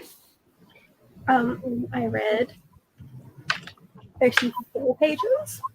I've started a novella. It's a Christmas romance. I've just been sent the e-arc. So yeah, I started that, and I'm 34 pages in, and then I went to finish making my lunch, which I am now going to eat. Fair enough. Fair enough. Lizzie? I read 54 pages. I don't know if I'm going to be able to finish this before the end of the day. I have 200 pages left. I don't think you want to finish it before the end of the day, which doesn't help. I mean, it's fine. I am disappointed for not liking it, and I thought that I don't know that it was good for some reason. Like, if you don't like it, there's a good chance that I won't, and I want to like it. So I need you to love the book so that I can love it. I don't know, because how this ends, I think an ending is always interesting with these types of books, because at the moment it's sitting at 3-star. Like, I don't see it getting higher. But if if something like big happens at the end that's like exciting and interesting, that might bump it up. Mm-hmm. We'll have to see. Okay. And how's Rebecca going, Malen? I read another 30 pages. So Nice. Steady 30 pages each time. And that means I'm never going to finish. You're like, I've done the maths, and I can tell you for free, I will not be finishing this today. But I like it. I really do enjoy it. She's driving herself crazy. And I like her slow descent into whatever it is, despair. But I've read over 100 pages so far today, Which is great. but I have another 200 pages left. Oh, way more. 200 something pages left to go, and it's just not gonna happen. No, that's fair. That's Well, fair. I like it. Okay, let's have a look at the comments. So cooking food in the middle, so I'm a bit out of phase of the sprints, but I'm 48 pages into Nevernight. The footnotes bug me. Then skip them. I don't think, like, they add context for sure. And they do add to the story, but if they're bugging you, just skip them. To be fair, most of the footnotes is just so that Jay Kristoff can put his little like quips in. Yeah. And like they're not like there's some that are kind of important, but not really. You can read them without. Yeah, it's just to add context to the narrative so that he doesn't have to like explain it in the story. So don't worry about it. Just skip them. I'm going for a walk with the fam. Have fun. 75 pages and nice. And that is the difference between someone enjoying their book and someone not enjoying their book. 52 pages left in my book. We'd finish the next sprint for sure. 18% of What Moves the Dead. Promise of fungi on the horizon. Yeah. What is T. Kingfisher's like obsession with fungus? Right? Because it's creepy and it grows everywhere. I know, but it seems like a theme in all of their books, and I'm kind of like, that's an interesting thing to add to every book that you write. Well, it's a theme like in general, because you think like Wilder Girls, it's a theme in that. It's a theme in House of Hollow. Just the idea that these really like fragile things grow through things and destroy stuff is quite sinister. It's quite insidious. I'm here for it, to be honest. Mm-hmm. Oh no, I like it. I just think it's really funny. As well. Like anything that's got like a fungus or a plant that is like the root, literally, of the problem. Here for it.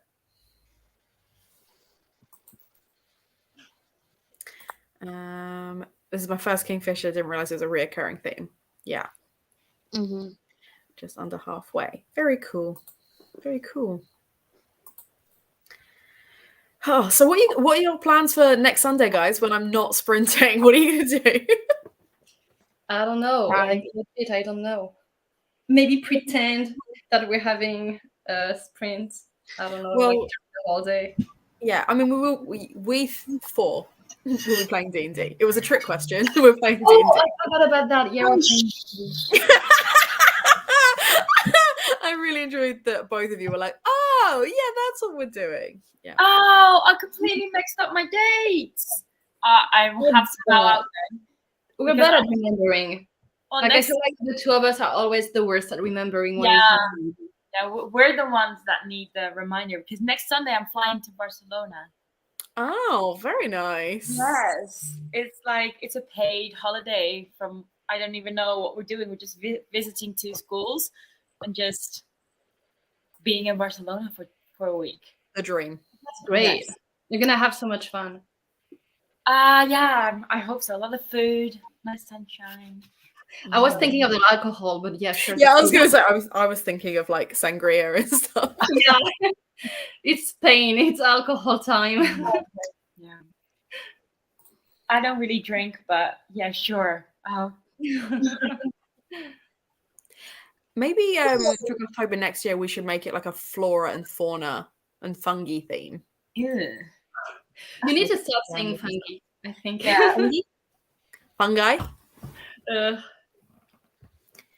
Because we haven't decided. So last year I had kind of decided 2 weeks into Angels and Demons what I wanted this year's to be, that I wanted it to be Final Girls and stuff. Whereas this year I've got loads of ideas and I've got one that is like lodged in my brain, but I don't know if it's going to be a theme that we can carry it off well. And I want it to be a good one. Is it is one of the things what you said when we had the game night? You know, like do you remember? Yes. I don't want to say anything. I don't want to spoil anything. Yeah. One of the ideas is that, but I do like the idea of doing like flora, fungi. Sorry. Go on. I'm currently eating a mushroom pie, which I just feel like is a sign. Delicious. It's a sign. 100%. I just know that there's like off the top of my head, there's so many books that I could recommend for those kind of prompts, because for flora, House of Hollow would work. Wilder Girls, if you want to ignore how problematic it is, but there are also other like flowery books. The Hollow Places. Horrid, yeah. And then fauna. What's the Only Good Indians is a classic. I'm sure I can think of others that have got creepy animals in. Hollow Places would work for that as well. Yeah, because that would work for 2 out of 3. And then fungi, you've got House of Hollow, you've got the Hollow Places, you've got Hollow Places is 3 out of 3, Hannah. Yeah. So I feel like we could definitely do something like that, but Goblin Core. I love that. Hannah, you could have your teams again. Someone could be flora, someone could be fauna, and someone could be fungi. Yeah. Teams was weird though, because I don't like doing like the points stuff. So it was like having teams for the sake of having teams, because we don't track pages or how many books are read and stuff like that. So we'll have to see. But yeah, we don't know. Don't know what the theme's going to be yet. But we are going to definitely bring some kind of game back. So the D&D, the Gothtober game that we did this year, we'll probably do something similar to that next year. Or in classic Hannah fashion, I'll make it more complicated. For sure. Okay. I loved them this year, so yeah, it will be perfect next year. Well, I don't know if there's any other readathons that do a game like that. I don't think there is. Please correct me if I'm wrong, but we have no idea, to be honest. Don't think so? No, it tends to be prompt boards and bingo boards. Tends to be the... Because the tech side of making a game is too complicated for most people. No, that's fair. That's fair. Most people don't have a younger brother who will make a game in exchange for a crate of Coca-Cola. Oh, that's cheap. Genuinely, I got him like one of those packs of like 24 Pepsi Max cherries. That was it. That's all it cost. But it does go in his portfolio as well, so it does help him out in his like uni stuff as well, doesn't it? So it's really funny because like everyone has been so complimentary, like on the announcement videos and in comments. Like, for example, people have been like really complimentary about the game. Yeah. And like even Kelly like has sent me a voice note of people talking about how cool the game is and stuff like that, which is really cool. He put a thing on the Discord that is for his uni group, and no one commented on it. Like, no one from his uni gave a shit. None of the students, none of the teachers, nobody. Really? And like, I was like, but over 1,000 people have played a game that he made. And he's like, yeah, but it doesn't add anything to my grade. And I'm like, I hate that for you. So we'll just have to work harder next year, get the hype real. Well, because this time next year, he will have graduated. Oh no. Like a proper adult. What have you dropped, Celine? The cup. Oh. I don't know where it is. All I heard was the, oh no. Oh, it's under the bed.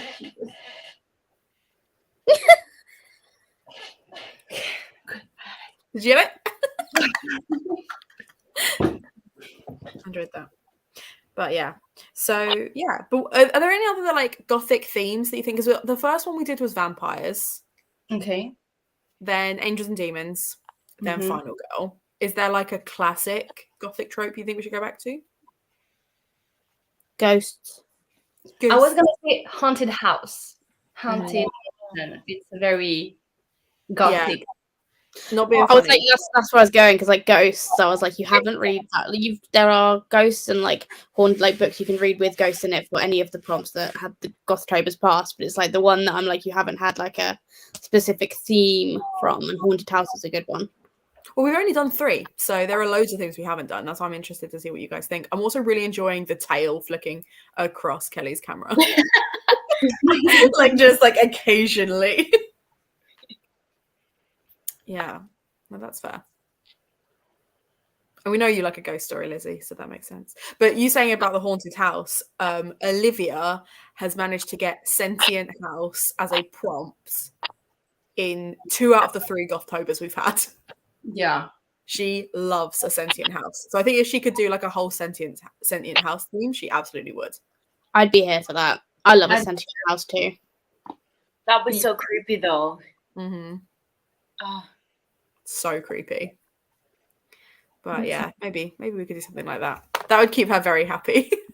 I'm not like a massive fan of sentient houses, and I feel like I don't have enough books that I could recommend with sentient house. That's the only thing. I am always surprised. Like, I would look at a book, like, so I had to guess this year what my sentient house book would be, and I guessed just like Home because it felt like from reading the description it might be.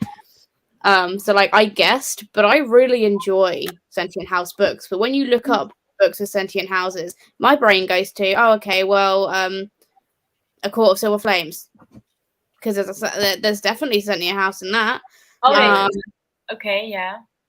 You know, because you know the house gets like, I was thinking more of like haunted house. So yeah, like that's Jane Eyre. That's where my brain went. So when I get like a really spooky sentient house, I'm like, yes, I'm here for it. Gimme. Yeah. Please. Gimme. No, but Silver Flames does have that, yeah. I mean, you're not wrong though. So sentient houses can be fun. Yeah, just saying. That was not scary. That book was not scary at all. No. Not at all. Cool. Okay. Well, should we do another reading sprint then? Because I'm really enjoying my book. That's Although great. I feel like Kelly's just finished eating, and I'm gonna be like, no, you didn't get to speak. You just ate. Fine. You sure? Feels like my default setting. Oh, I was gonna say, unless you've got any potential ideas for us, any Gothtober recommendations or requests for I themes? can send you a whole list, Hannah. I love coming up with prompts and just But the prompts bit will be easy. It's coming up with a theme, and I'm just interested to see what people would like to read for. you can have cursed objects. Is it like a prompt or a theme? I don't know. Like Theme. cursed? So yeah, not prompts will be easy because once we've got the theme, the prompts come so easy. Like we came up with 51 prompts this year, and it was not difficult. Legends and curses, something like that. Yeah. Not a bad idea. I mean, I don't have anything specific, but I am very here for the sentient house or the flora fauna fungi prompt. Yeah. Maybe we can mix and match something like that. You could do like historical, because like you got like classic Gothic and like modern Gothic. They're very like, we could bed into one of them. Maybe. That's not a bad shout. Dark Academia. You haven't done that yet? Yeah, well, the Angels and Demons, a lot of the prompts were very Dark Academia based, but we could just do a whole. But it's a bit niche. Yeah. Whereas like Final Girls, you can kind of have across any Gothic fiction book. Because Gothic fiction was one of the first books that really championed female survivors and female protagonists. So it's just because here's the balance that I need to find, and whatever thing we go for, this will be a real priority for me, is making sure that the prompts are vague enough that you don't have to read horror or Gothic for them, even though they are inspired by Gothic. So it's a inspired by, you don't have to read for type thing, because loads of the people that get involved with Gothtober, and again, this is really important to me, don't necessarily like Halloween or don't necessarily like spooky reads, but they like historical, they like thriller, they like mystery, they like the elements of Gothic that we see in kind of modern novels and stuff like that. So that's really important to me. So whatever we do, it's got to have a balance of that. I will obviously read horror and thriller and Gothics and stuff like that, because that's what I like, and I like a historical Gothic. So long as it's not Victorian Gothic, I'm so over Victorian Gothic. But then Olivia loves Victorian Gothic, loves that whole lace and silhouette vibe. So it's got to work for everybody. Yeah, it's a hard balance. I think, like especially with trying to find a theme that would then be able to dictate the prompts, so that could be a factor. Like, I get that's why it's difficult. Yeah. Which is why the theme that I'm kind of is like, I'm not wedded to it, but the one that I'm stuck with at the moment, I think would be great for kind of balancing all that. But we'll see. I so want to know. I'll drop it in the private chat again so you are reminded. But in the meantime, I missed my target. I was going to go at past, but I got distracted by talking. Should we do another sprint? Yes. Cool. All right. I will see you guys in 45 minutes.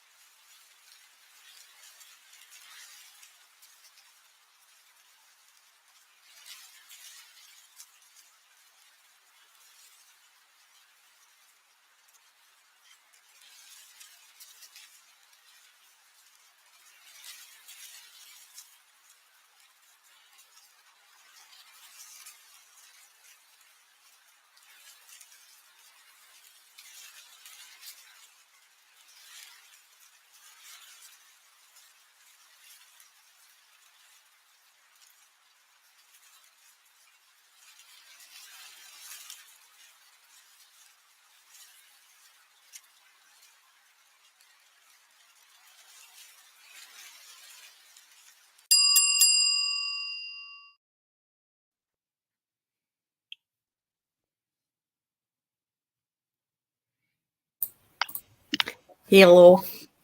Hi. I have 15 pages of my book left, and it is so wild and so weird that I'm going to need to, like, move this along real quick. So how do we all do? I read 42 pages this time. So, I'm doing okay. I'm officially halfway through. So yay. Awesome. My eyes are burning. That's fair. You need to take a break soon then. Well, or a turn on a light. That would help. Yeah, probably. How about you, Kelly? I read 50-something pages, and I only have like 10 pages left.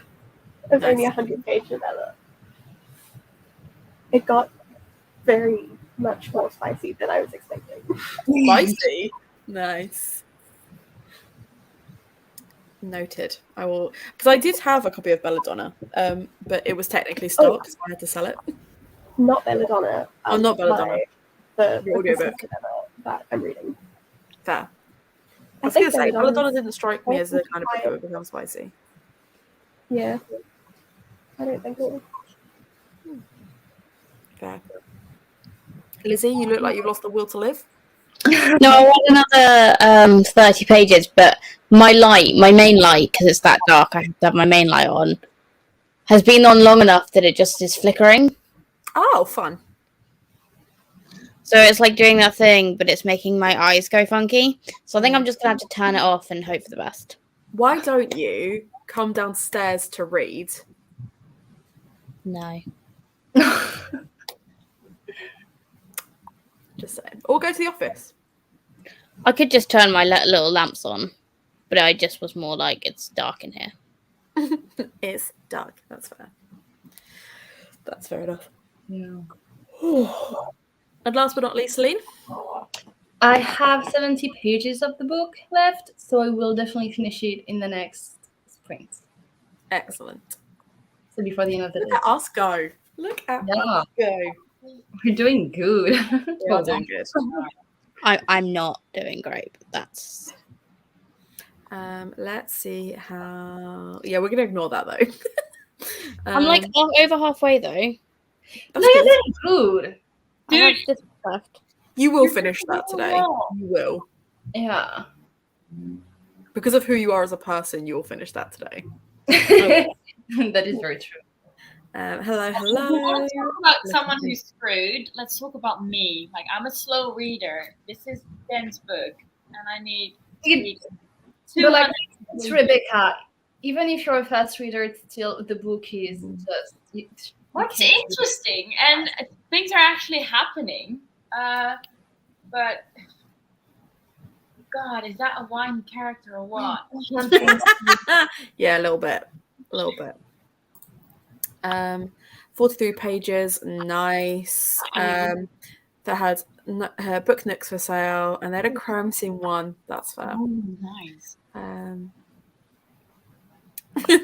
Yeah, missing half the sprints. Even though I could have been like in the book. Yeah, but it's fine. It's fine. You can always pick it up later. Yeah. So I've got 20 pages of this book left, but I will probably keep reading because I've still got other books that I've started that I need to finish. Otherwise, I'm doubling up in November, and that's not allowed. So, took a shower, only 9 pages left. Going to continue. That's fair. Not much further into the book, but I've been eating thyme chicken and cardamom butter. Delicious. What was that? Kelly, what are you reading? I heard spicy. So it's called Christmas Passion and Hot Cocoa Cookies by Erin Rose, and I don't actually know when it's coming out, but I need to have my review done by the end of November, and it's a Christmas book, so I'm assuming it'll be out in December. Fair. If there's like a Goodreads link or something, can you let me know? There should be. I will go have a look and send it to you and Molly. Fair. I'm enjoying it a lot. It's very cute. And it is spicy. And it is spicy. Amanda didn't read anything, and she might go make fries. Love that for you. Welcome Make back. fries. Amanda, get fries. Yeah. Yeah, exactly, Emma. Why? Why would I need to go up another flight of stairs? Like, absolutely not. I'm so tempted to turn the fuse off so that your light goes off and you have to. Yeah. Fox stairs. Amazing. Yeah. Yeah, imagine if like literally on the 1st of November I'm reading 8 books and I've already lost. Yeah, I noticed that. You guys rock up at the same time. Maybe you're the same person. Life mind. I like that. Right. Well, I'm going to be obnoxious and I'm going to throw us straight back into another sprint, even though we've barely spoken, because I need to know how this book ends. No, that's okay. I'm gonna go. Are you skedaddling, Kelly? I'm skedaddling, but I will send you and Molly the book, which I've just seen the cover of. So you have that left to look forward to. Can't wait. Goodbye. Enjoy. Thanks. See you later. Bye. Okay. Have you ever seen us together? Nope. Queen Bee Hen. Oh, one out, one in. Welcome. Yay! Hi. Look at that for timing. Hello, Olivia. How are you? I am very good. How was Comic-Con and brunch? Comic-Con admittedly was overwhelming. I left not before it ended just because there were a lot of people and it was just too many people. But it was really fun to just see it and kind of experience it. And yeah, I'm not going to stay until the end, but I'm far enough in this that I just want to finish it now. That's fair. That's fair. I don't know if you caught this, but I have 20 pages left of this. Malen is reading Rebecca. Lizzie is reading City of Brass still. And Celine is like 70 pages. Or was it 70 or 17? Yes, 70. So you're basically all reading something I either love or want to read. It's great. Yeah. And not only that, we're also all reading books that we were supposed to read for a book club and haven't yet. So we're all like trying to scramble to the end, which I really enjoy. I really enjoyed that. But I'm going to throw us into a sprint because like I said, I've got 20 pages left and I need to know how this ends. Like it's getting real tense real quick. So people are really excited to see you there, Olivia. Hi, everyone. So I'm going to chuck on some ASMR and I'll see you guys in 45. Perfect.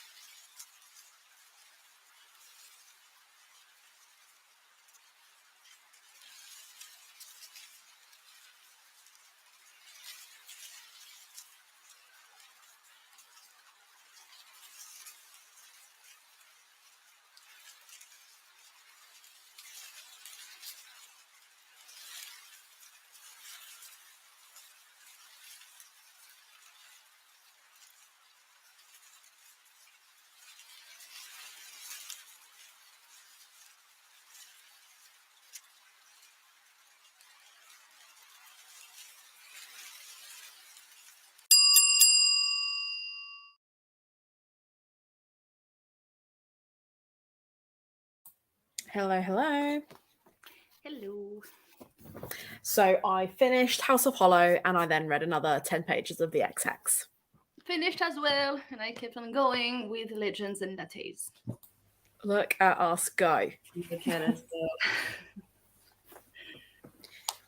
How'd you get on, Lizzie? I read 10 pages, played on my phone for a bit, and ate some macarons. We did eat macarons. They were very nice. Yeah, My they least- were not good. Good. My least favorite one was the strawberry one though, because it tasted the most fake. Yeah, it was like strawberry milkshake as opposed to strawberry, whereas the other ones were actually like flavored like the thing. Excuse me. How the rest of you go? I managed in under 40 pages. Nice. That's great.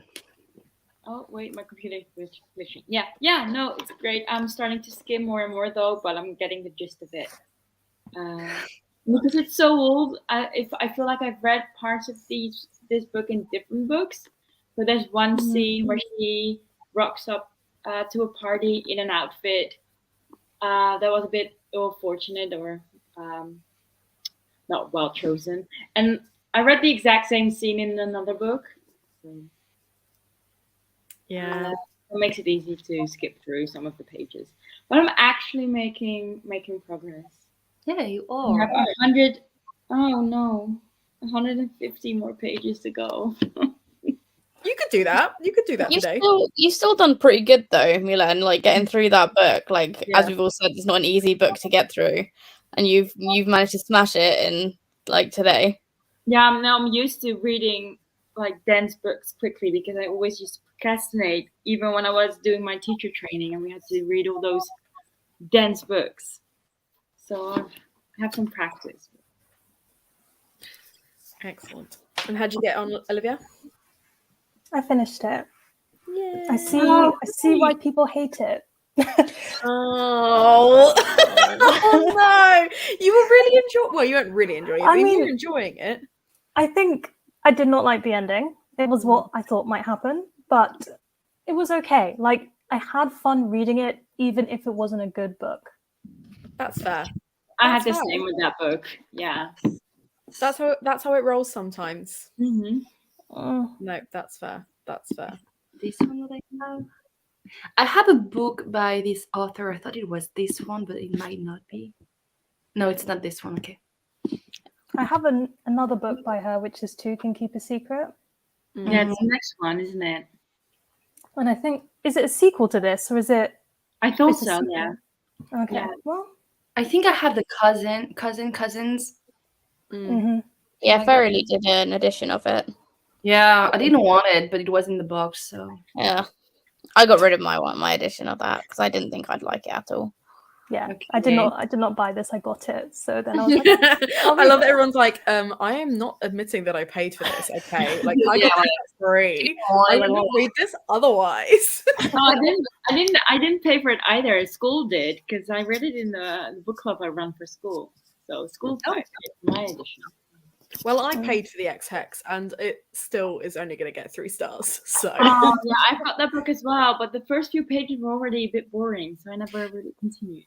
I know exactly what it is that I have the issue with because I did a reading vlog where I was reading witchy romances, where I was reading this one, Go Hex Yourself, which is basically just the love hypothesis, but with witches instead of STEM.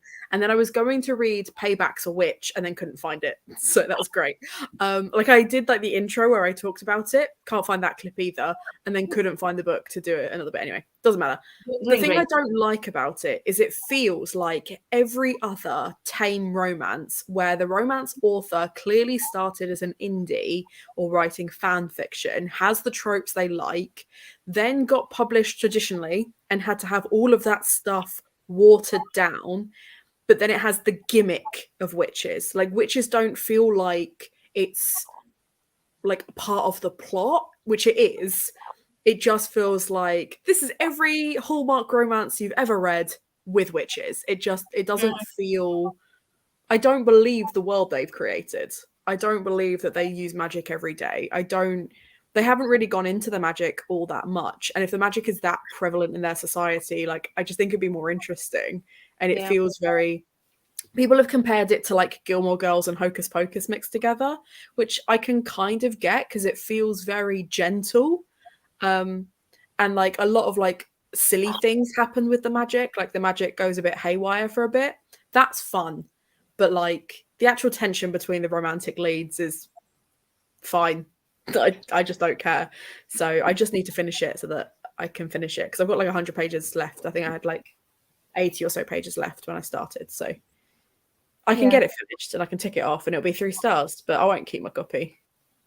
As you know, Hannah, I just can't stand how indie authors are getting published and then getting watered down. It really, it's very personally a painful thing for me. Yeah. And I don't see the point because they sold as indie books because we don't want it watered down. Like I don't want it to feel paint by numbers. And there are so many traditionally published romance authors that can still do the paint by numbers and still make it work. Like Talia Hibbert's stuff, I think, is a really great example of that, where they're tropey and they feel like a lot of not generic romances but kind of general romances. If people tell me they like romance, I'll recommend them Talia Hibbert. Like that, it's an easy thing to do, and because they're set with contemporary things and they have a lot of like internalized conflict as well as like external conflict, they're great.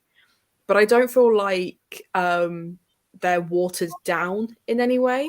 Whereas, what was it we were talking about, Olivia? We were talking about one in particular, and I can't remember who it was by, but we were both getting really irritated that it was like a watered down. Oh, I think it was Katie Robert, even though I haven't read Katie Robert. Or was it Alexis Hall? Because I always run about that. It might have been Alexis Hall for you, and it may have been Katie Roberts for me, because I know that I said I'm not going to read Neon Gods, because basically it's just Desperate Measures, but watered down for the public.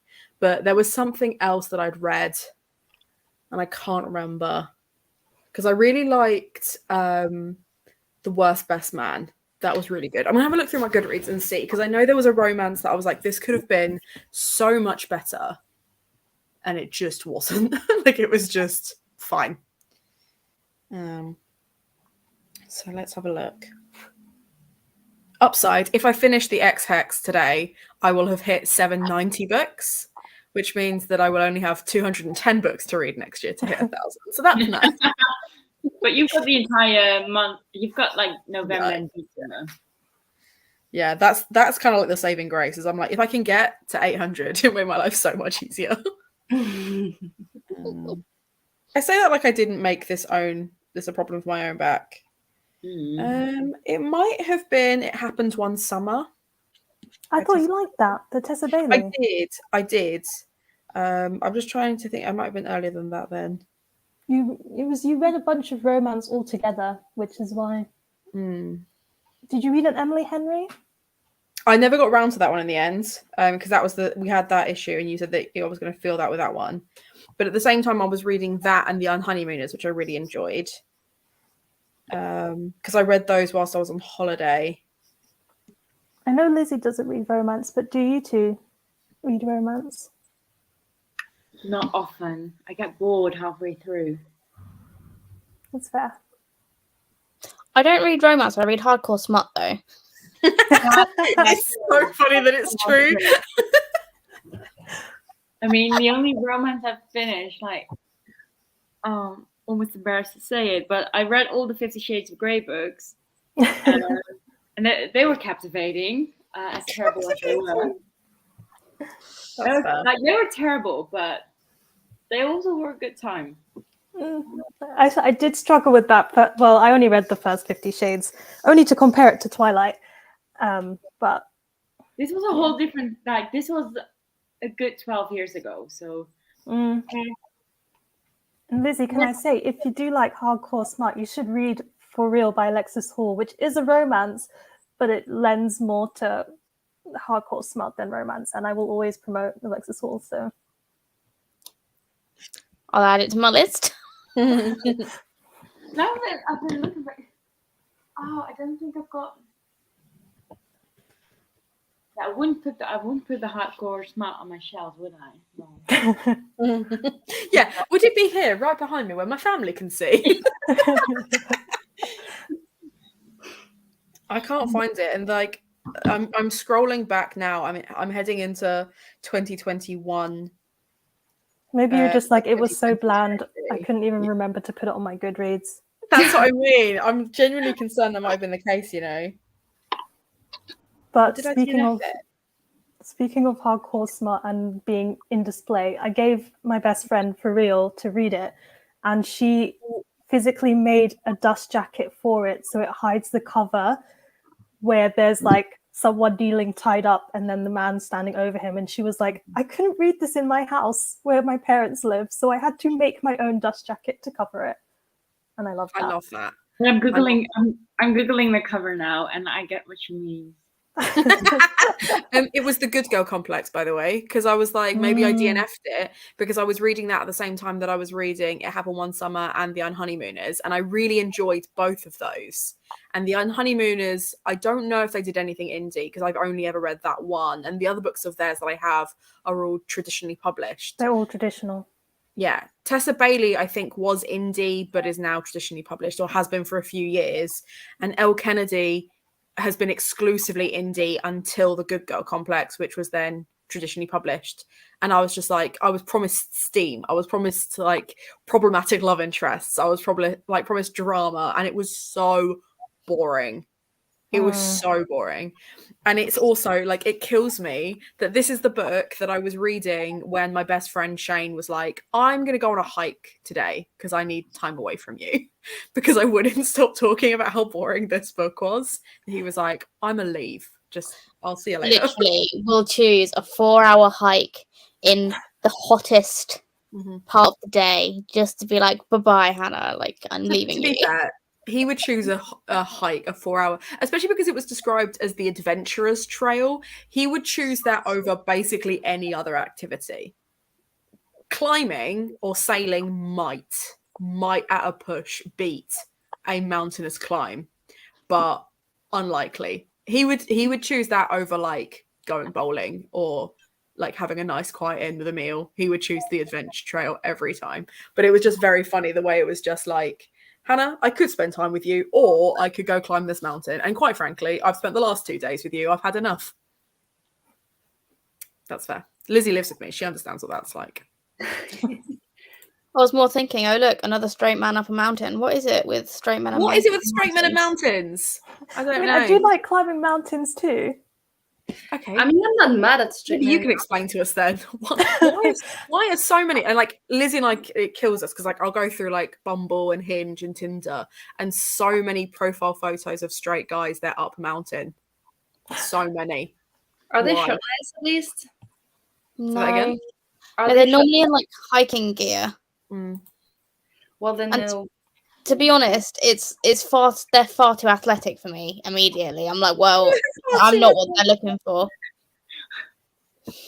I'm having a look at the jumbies because that sounds awesome.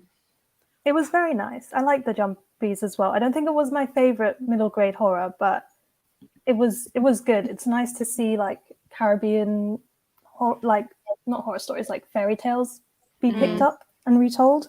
So that's nice. That's cool. It's only 240 pages. Nice. It's a very quick read. I'll probably squeeze that in for Gothtober if I had a copy. I'm working on my study and it's going very slowly. I got an email back from one of my teachers and made me angry. Well, I'm really sorry. If you need to like slag off your teachers, feel free because we will back you 100%. Yeah, definitely. Another 30 pages. Nice. Have a nap, Emma. Have a nap. You'll feel better. Or not. I'm going to start reading now. You're so welcome. You're so welcome. And genuinely, reading a page makes you successful with Gothtober. So good for you. Can't wait for next year. Actually, Olivia, before you jumped on earlier, we were talking about potential themes. I knew it was going to come soon. Yeah.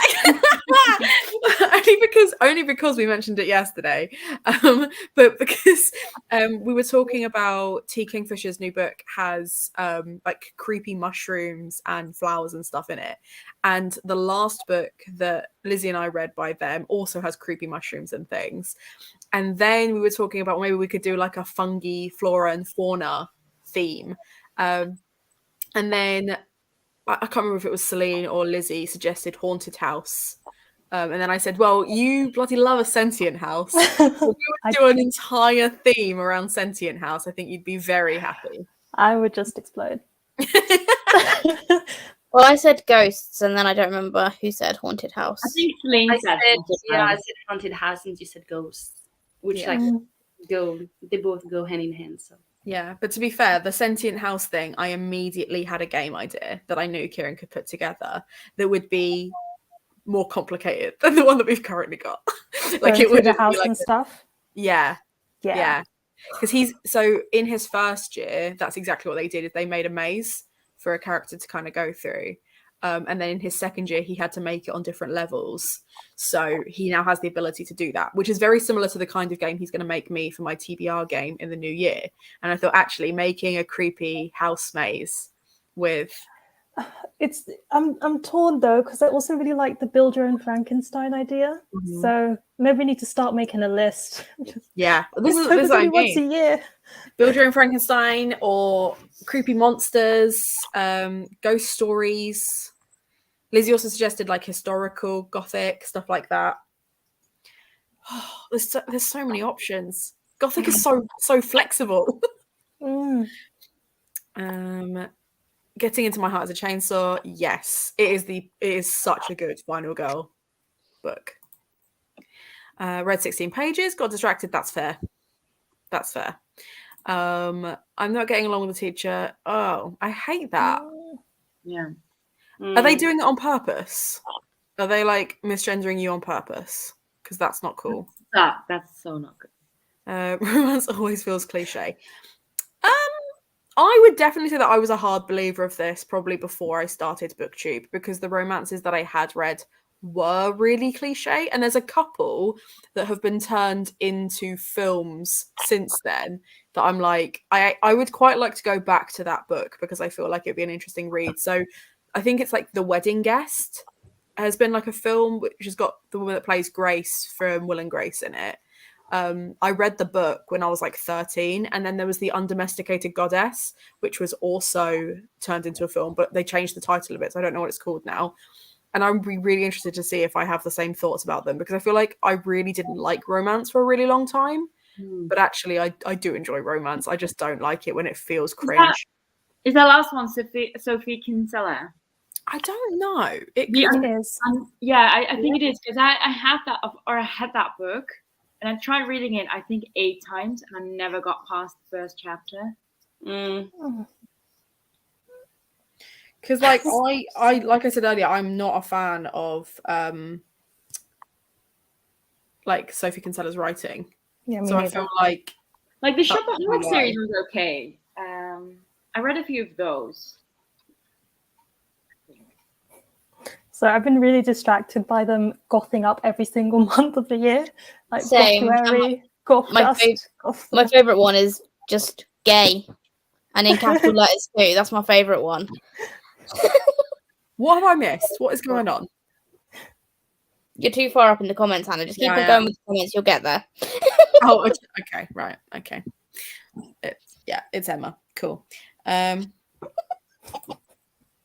I mostly read fluffy romance and graphic novels, so that's fair. I feel like Lizzie doesn't even like romantic subplots, so she can help it. Like, if you can avoid romantic subplots, you will. But Heartstopper is one of my favorite graphic novels of all time, and that is just fluffy romance. There is nothing else.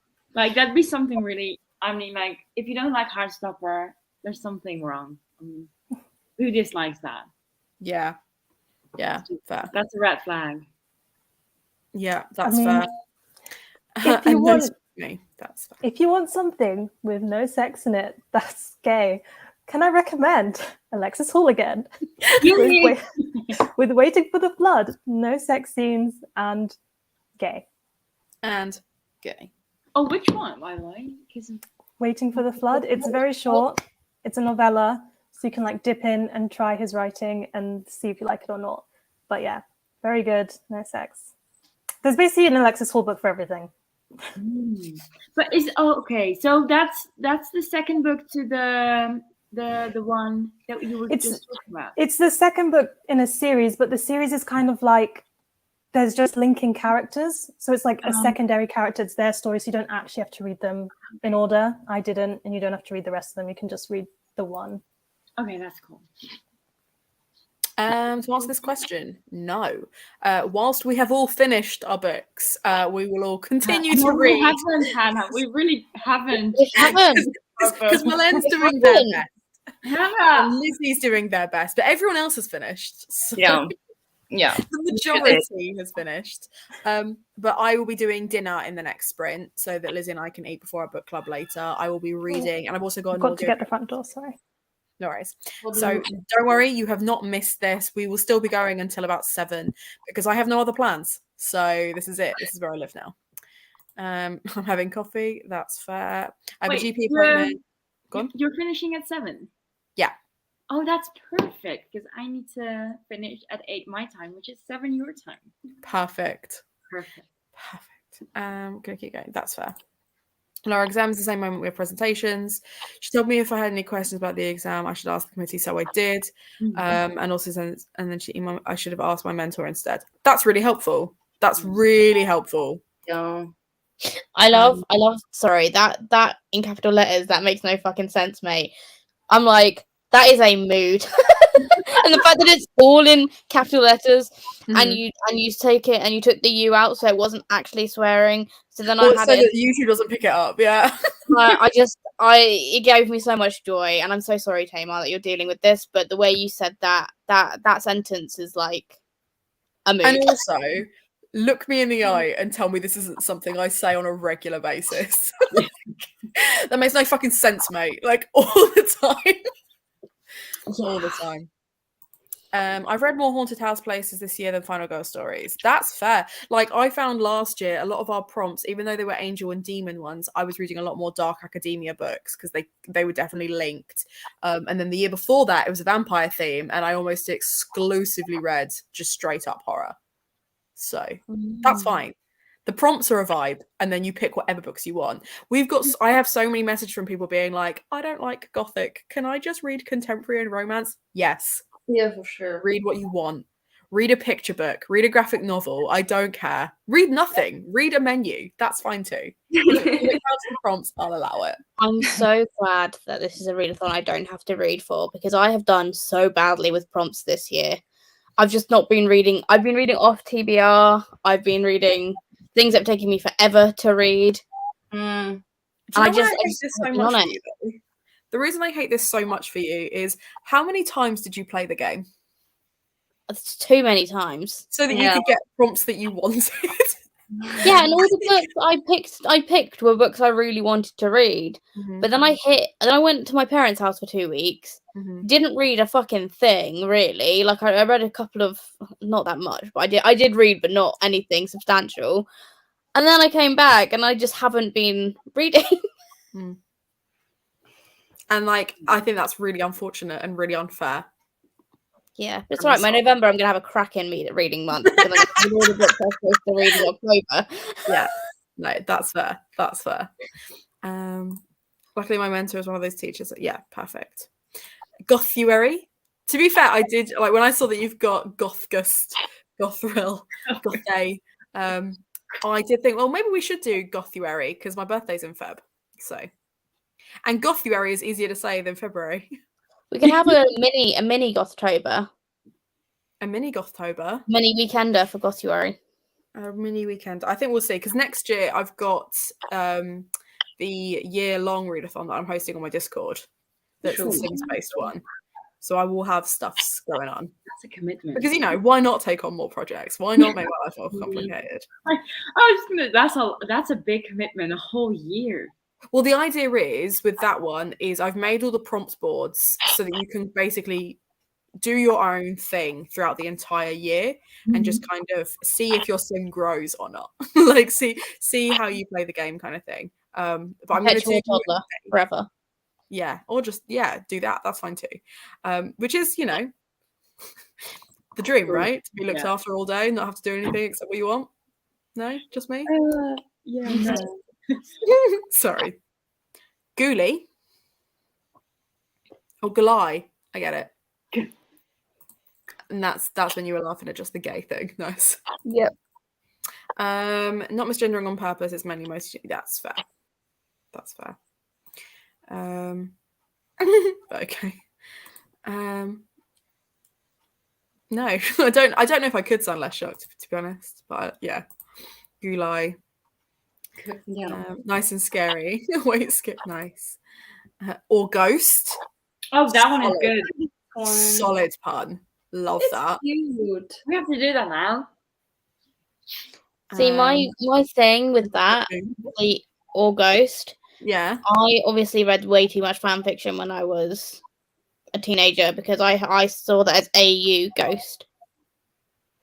Oh yeah, no. What's really funny is I feel like Olivia might have as well, because of the moment you said that, Olivia went, and it was so subtle. It was so subtle that Olivia absolutely would have got away with it if I hadn't immediately called you out. But it was just I was not going to say anything. fair. I'm sorry to call you out in front of everyone like that. Do I need to stop swearing? No, you're fine. Keep going. It's fine. I'm not monetized yet, so it doesn't matter. At least you make me laugh. You're so welcome. I re-downloaded bloody Discord. So my plan is I'm going to be doing the announcement as a video, so I'll post it and then there'll be a link to my Discord so you can get everything there. So enjoy the carnage that is my Discord, because it's just me every now and then piping up being like, hey guys, I made a thing, and then occasionally 3 people will respond and the other 45 people just lurk. I can see they're online, they don't say anything. It's I am always a perpetual lurker. Isn't that just the best? Just lurking is what I do all day. I like to be a lurker. I'm nosy. Me too. And like I do pipe up. I pipe up if someone tags me specifically. I'll pipe up. But I am a perpetual lurker in every single Discord I'm in. Yeah. I'll tag you every time I write something. Yeah, you have to. If you want a specific response, tag me. Yeah, no, exactly. I'll read everything, but I'll just not respond or engage. And then people think I'm not engaged at all, but I'll secretly be reading everything. Sorry, I got a lot going on right now. I really enjoyed it. I enjoy a pun. I don't know if this is a Sims thing that you're talking about, because I don't know what update you're talking about. No, I thought it would be about The Sims. But maybe. Yeah, I feel like I've seen something about the Sims update. I know people are mad that it's now free, but I don't think I've seen anything about specifically infants. Same. Fanfic. I don't even know. This is applicable to me every year. Every year, I think I'm going to read more books and stay away from the fan fiction because I can't track it on Goodreads, and I'm like, nope. I do feel like what we should do, and I know this is cheating, but I'm sure you'll all get on board with this, is we need to find a book that only has like 3 or 4 ratings or 3 or 4 views, but has roughly the same number of pages as the fanfic, and track so that book gets the tracker. We don't have to put a star rating on it, but we track it so it counts, but actually what we read was fanfic. Yeah, because I'm like, sometimes I show my Goodreads to my students, and I can't have a bunch of fan fiction on there. Exactly. I do feel like, though, I would end up putting my foot in it by choosing something that someone I know has read. Oh, no, yeah. And it's actually hella problematic. And then I get into this whole thing of like, well, actually, I've done a worse thing where I haven't read this book and I actually read fan fiction instead, and I did this so you didn't judge me. But now I'm getting judged because I've read this hella problematic book. I feel like Goodreads should just have this feature where you can enter pages read that don't qualify as standard publicized books, so you can just keep track of them. So it's just Goodreads' problem. I mean, go on. I was just going to say, everybody said Goodreads should change, and now they've changed their book pages, and to me they look so ugly that I'm so upset. No, but like when we said what? It looks like a catalogue. Yeah, when we said we wanted Goodreads to change for the better. No. All we wanted Goodreads to do was to give us half stars. That That's is it. very true. That's it. That's all we asked for was half stars. And now they've made their website really, really ugly. What I am glad for is that the app version seems to be fairly, like, it looks kind of the same, like, as it used to. Or at least on my phone, and I may not have updated it for this very reason, but... I have not noticed the change. Is this on the app? It's because it's not on every page. Some books you'll log into and it looks exactly the same, and other books you'll log into and they'll be like, oh, they've updated it now. No, this is exactly the same like the website. It's on the web app, the web page, Milan, not through the app. And Goodreads it's has changed. only on, like, it's not on their homepage. It's only on the books page, I think. I do not notice a It difference. is called the anxiety that would give me. Jesus. I don't know. I don't. Crawling babies and stuff. How many babies are gonna fall down the stairs? Because that's hilarious.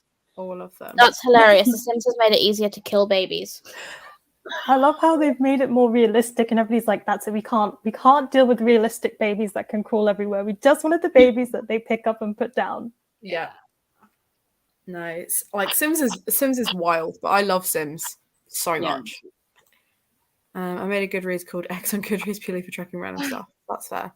I do feel like it's so easy to set yourself up as an author on Goodreads that if you really were dedicated to it and you didn't want to make it a problematic book, you could just set it up so you've got an innocuous cover and title and pages, and then you just add it to your tracking. Job done. So what I'm hearing here, Hannah, author, that you can make. I could set up another page with a different email address as an author, and then when you need to, you let me know how many pages it is. I'll update it. I'll put another one on there, and then you can keep it for your. You can add it for your tracking. Yeah, that's fair. I have never used Storygraph. I have Storygraph, but I don't know the answer to that question because I haven't tried it yet. But the Storygraph, like, it doesn't have all the additions, so I have gone back to the dark side, and gone back to Goodreads because it has all the additions I need. And like, I really like Storygraph's tracking, and I like Storygraph's like review system, but I just prefer Goodreads for literally everything else. Yep. Manuscript filler, I like that. Yeah, give me my stats back. I bloody love a stat. I'm gonna go check that out now. Goodreads moved the option to add a book yourself. Really? Outrageous. What? I think I can, because I can add to my author profile. Yeah, that's because you're an author. Yeah, but that's what I'm saying is you can join Goodreads as an author easily. Literally click add book. Not anyone. Won't they will check? They have like librarians that check stuff like that, but if people are rating it and or commenting not saying this is spam or this isn't real, then I don't think they'll care.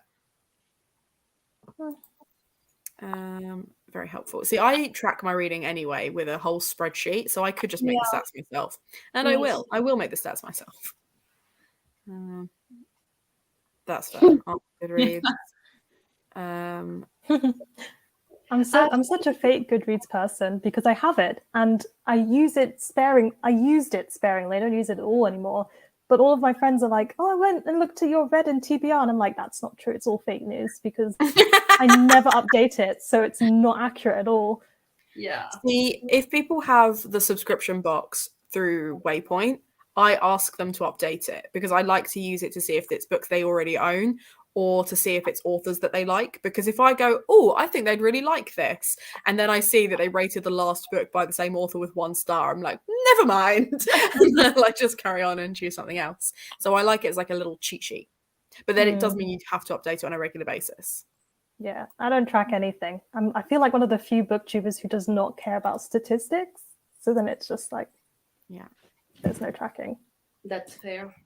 I like Storygraph. Yeah. I do like Storygraph for what they're trying to do, but I just think like it will eventually have everything, but until it does, like I can't do both Goodreads and Storygraph. Like I just don't have the energy. So every now and again, every couple of months, I'll go into Storygraph to update it.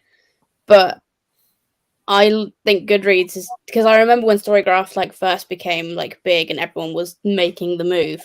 But actually, I've seen most people come back to Goodreads. Yeah. Well, I find the app, as much as the website's really annoying, the app is really convenient. True. So, I mean, it's made by Amazon. It makes sense that it would be super convenient. Mm-hmm. But anyway, right. Should we do another sprint? Would you guys like to read some more? I'm gonna eat something, but yes. Yeah, I'm gonna cook something for us to I'm eat. gonna have dinner too. Like, I feel like my brain or my belly, they're both thinking that we are an hour, like it's messed up, changed. So Yeah. Well, my fear is that if I don't eat something, I will get grumpy again, like I was this morning. Like immediately. Hannah was grumpy this morning. Like I was like, oh my god, I don't want to say something, anything. It was so funny. It was so funny. An hour more. You shouldn't be grumpy. You should be rested. And this is the thing: is it had nothing to do with sleep because I wasn't tired. I was just in a foul mood, and I couldn't work out why. And it's because we hadn't eaten anything. The only thing we ate yesterday was we had 2 potato skins and a wagon wheel. That was it. That's all we'd eaten. That's not enough. Definitely not enough. Well, not from like 7 in the evening until 10 in the morning. That's all so I'd woken up really grumpy because I was just like, I was really hungry and had really low blood sugar. So I was in a really foul mood. But here's how I know that I was in a really foul mood, because I was like, oh yeah, I'm grumpy. I'm not like, I was whinging about someone who's wound me up. But it was the way Lizzie was like, do you need anything? Can I get you anything? Would you like a drink? I'll just leave that there. Like the very like gentle around me. I was like, oh, I must look like I want to murder someone because Lizzie is being very delicate with me. I was like, I'm just gonna make breakfast. I was like, do you want your hollandaise sauce on top? Hannah was like, I don't care. And I was like, okay, I just want to make sure that your breakfast. I did not say I don't care. I said I don't mind, actually. Okay, either way, it was the tone of voice, and I was like, okay, I'm just trying to make sure you enjoy your breakfast. Fair enough. I would not be like, I don't care. It was one of those though where I was like, oh my god, okay, all right, here's your breakfast, enjoy. But she did. She like came in and she was like, there it is. Be careful. There's some egg on the side, and like just like being really, really gentle with me. And I was just like, all right, and then like just licked the side of it. Oh yeah. Also, the readathon is called Gerbit because that's llama in Simlish. So it's sorry, what? So I wanted it to be a very clear Sims reference, and llamas are like really prevalent in all of Sims, but the word for llama in Simlish is Gerbit. Okay.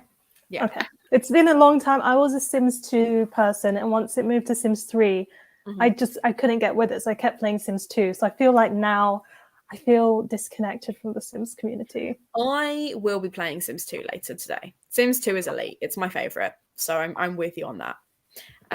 Yeah, Sul, I believe, is hello. I only know like a couple, but like I can't believe people know the language now. Right? Yeah. Right. I'm gonna press go before I continue to embarrass myself, and I'll see you guys in a bit.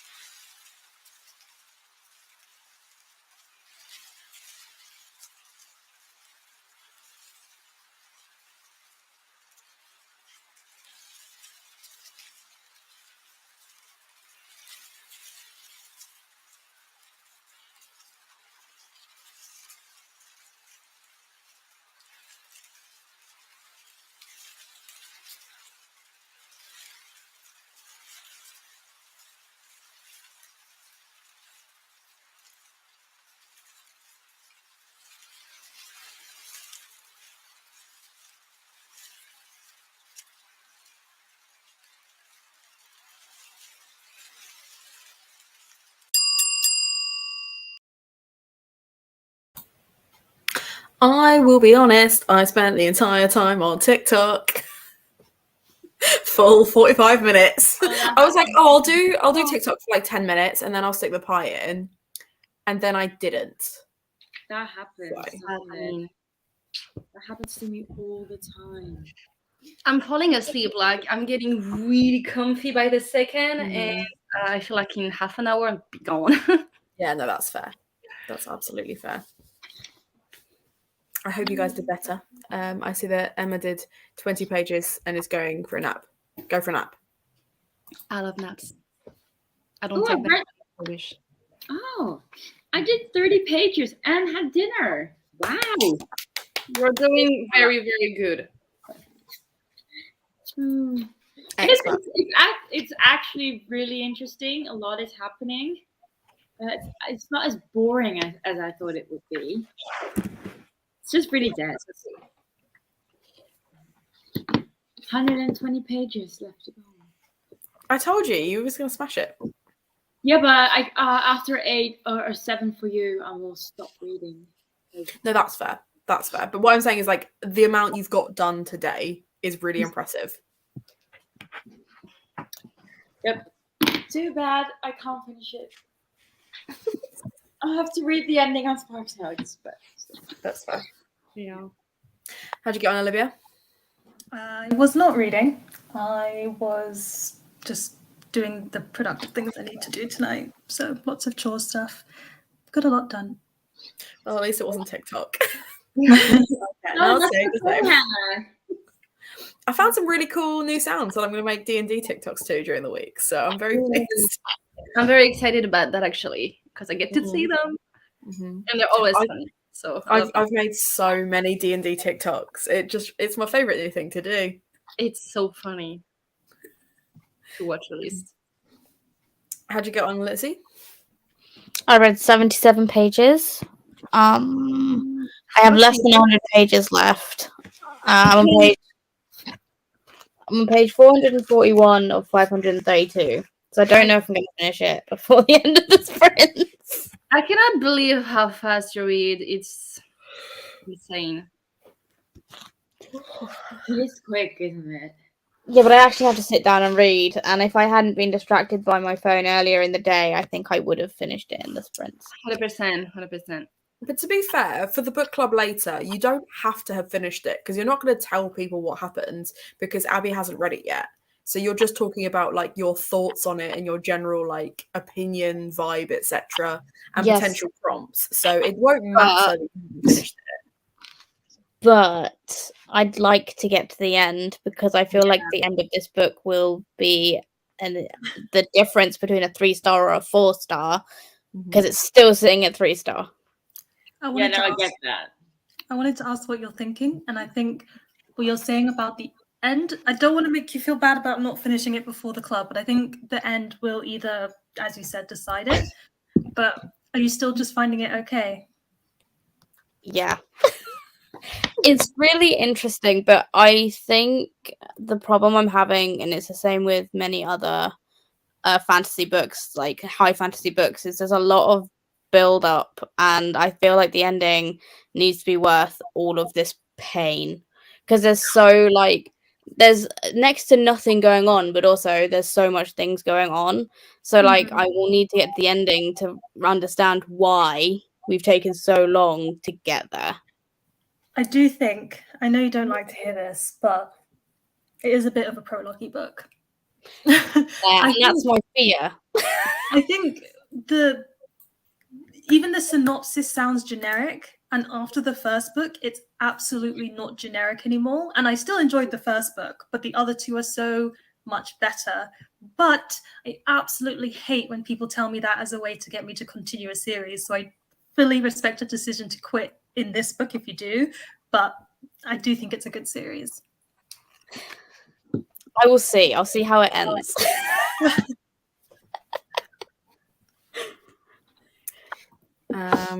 Well done on managing 18 pages of Blood of Olympus. Have a nap.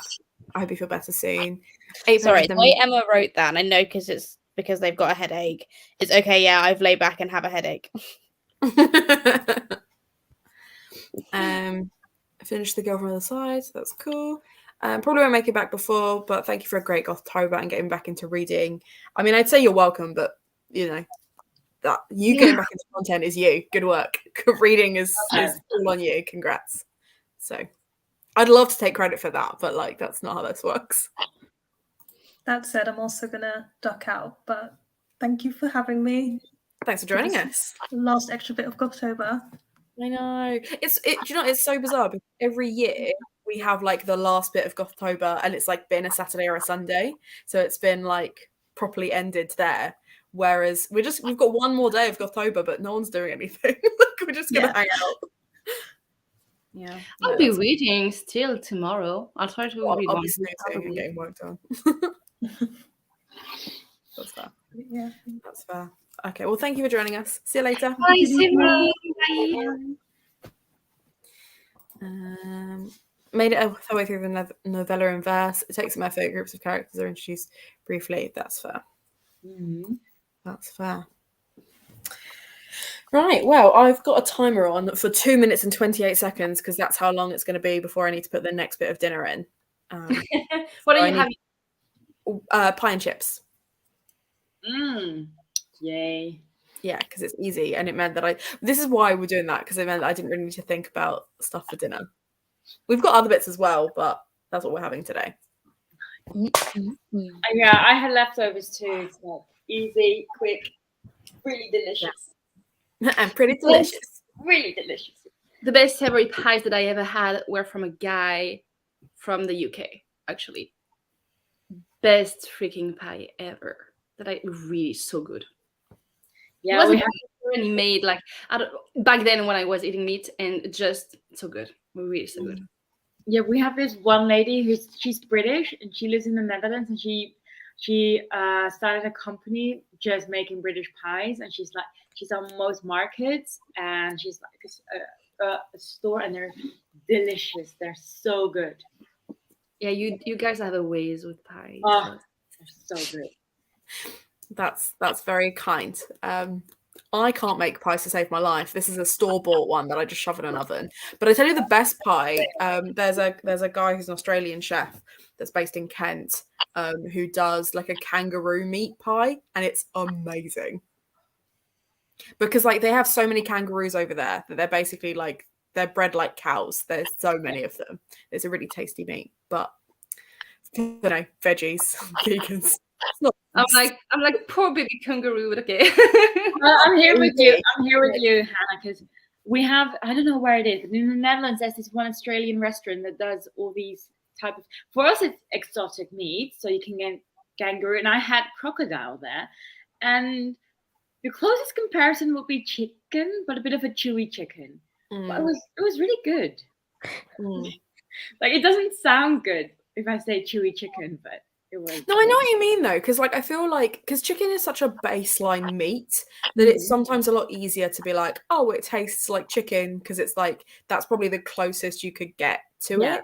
It's like there's not really a distinctive taste to it. It's very like chicken. It's very easy to combine with other stuff, but it was a bit chewier in texture.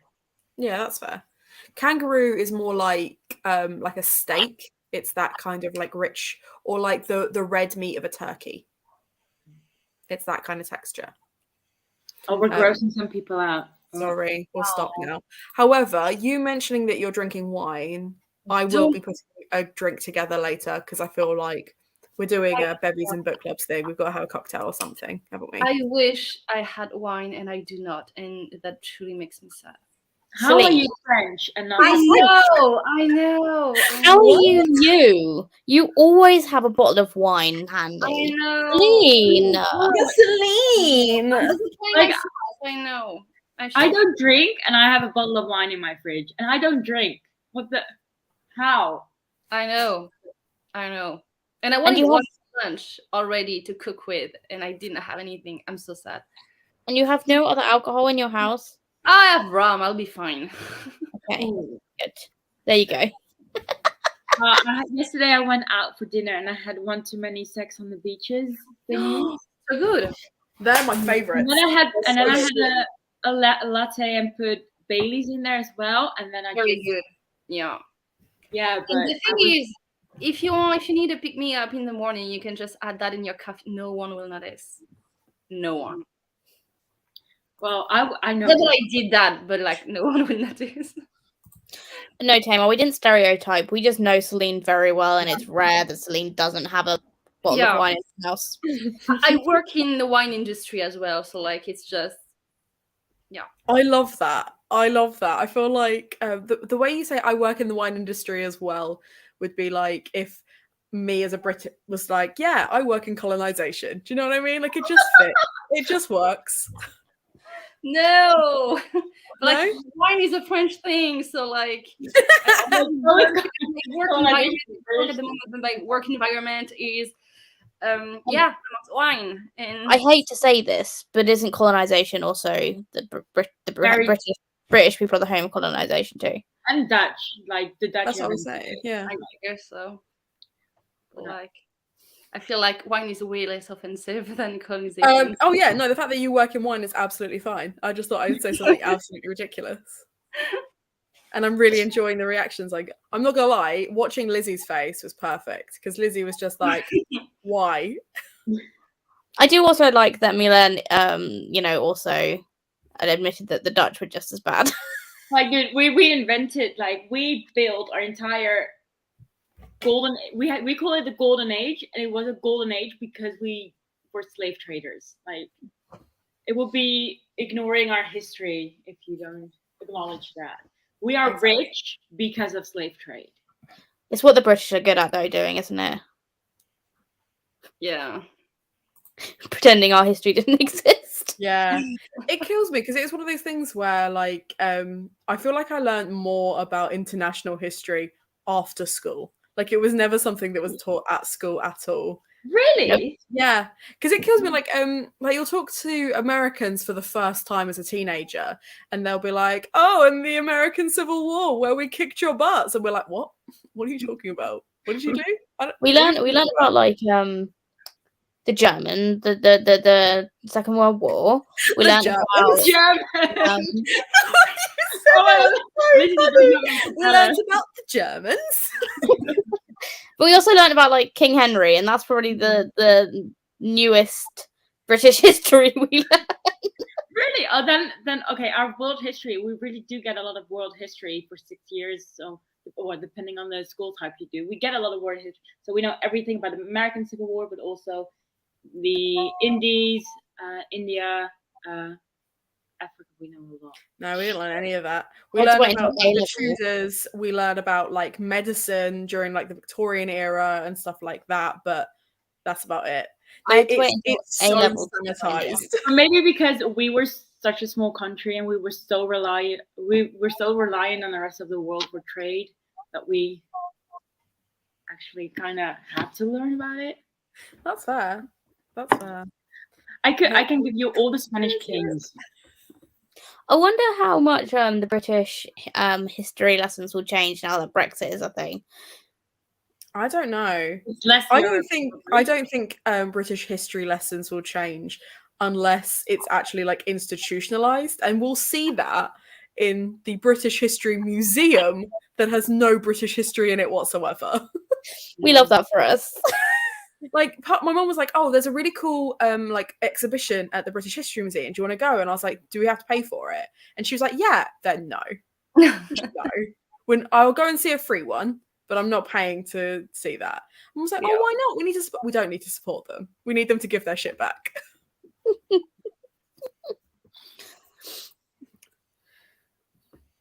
Yeah, we do too. We have 10 different areas in history we study. So we go from Neanderthals up to the modern days. And we ended in 2001 when I was in high school, but that was because I went to high school in 2004. So we ended in 2001 with the 9/11 attacks. That's interesting. That's weird. It's weird that that's history because I remember being at primary school when that happened. I remember exactly where I was. Yeah. And it's so strange because my student had to write a test on propaganda, and we used a speech that Bush gave in 2003 when he was attacking Iraq. And just to refresh their memory, I asked them, what do you know about 9/11? And one of the kids raised their hands, and they're 15, 16-year-olds. Some of them 17. And they're like, wasn't that something with a plane? And I was like, oh.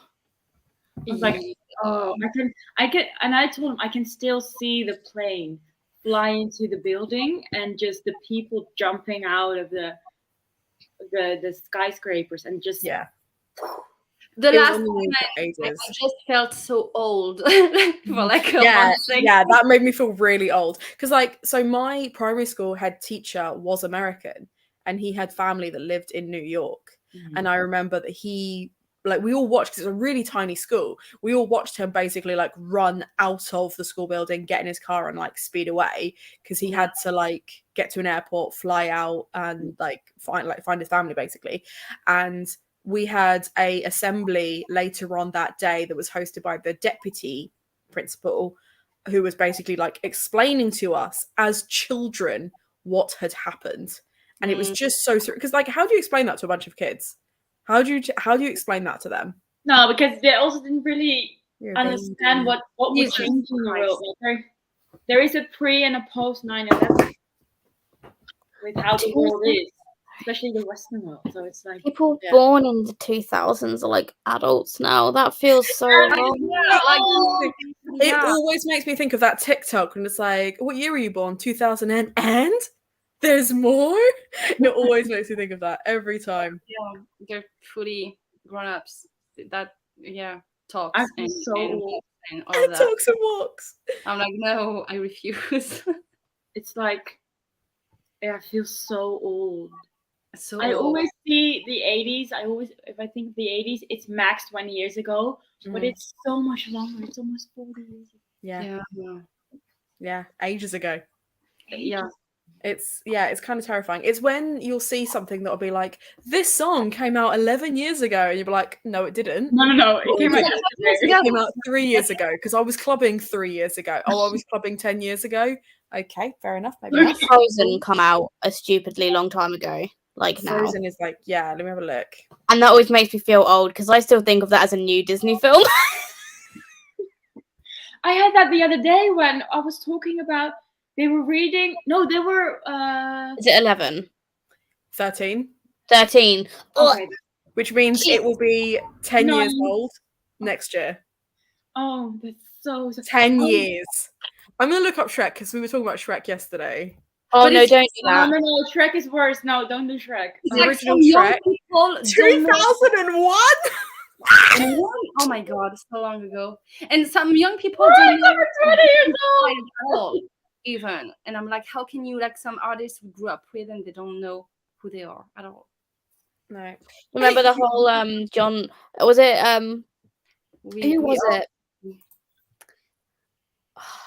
Now my brain's gone. It's late in the day. Don't worry about it too much. But no. Anytime that something is given like a specific date, because I don't know about you guys, like my body feels like the body of a 30-year-old, right? I get up, it hurts. If I sit cross-legged for too long, it hurts. If I don't work out, it hurts. If I work out, it hurts.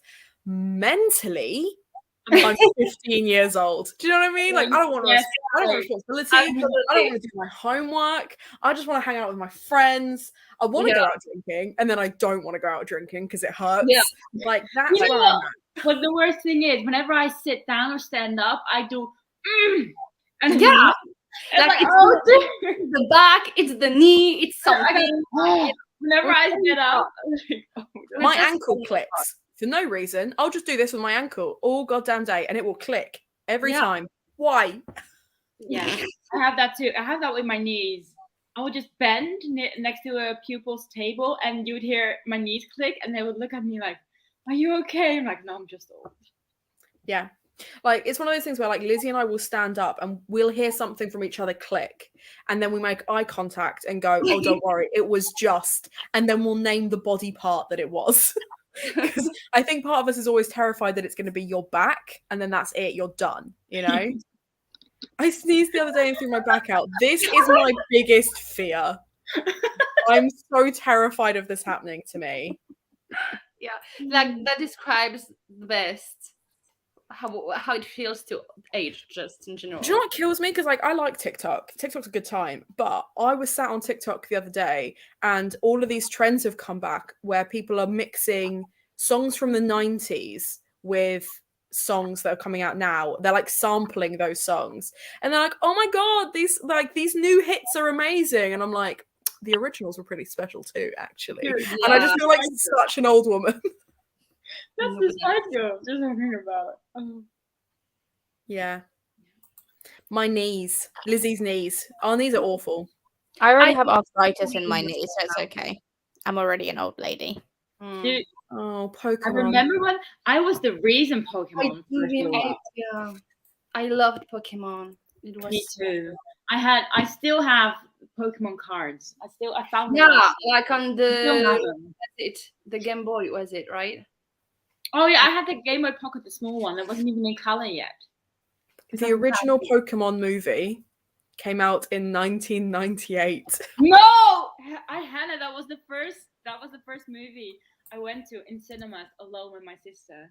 I remember going to the cinema as well to watch the movie. It was good. Our mom picked us up, and we were so grown up going to the cinema.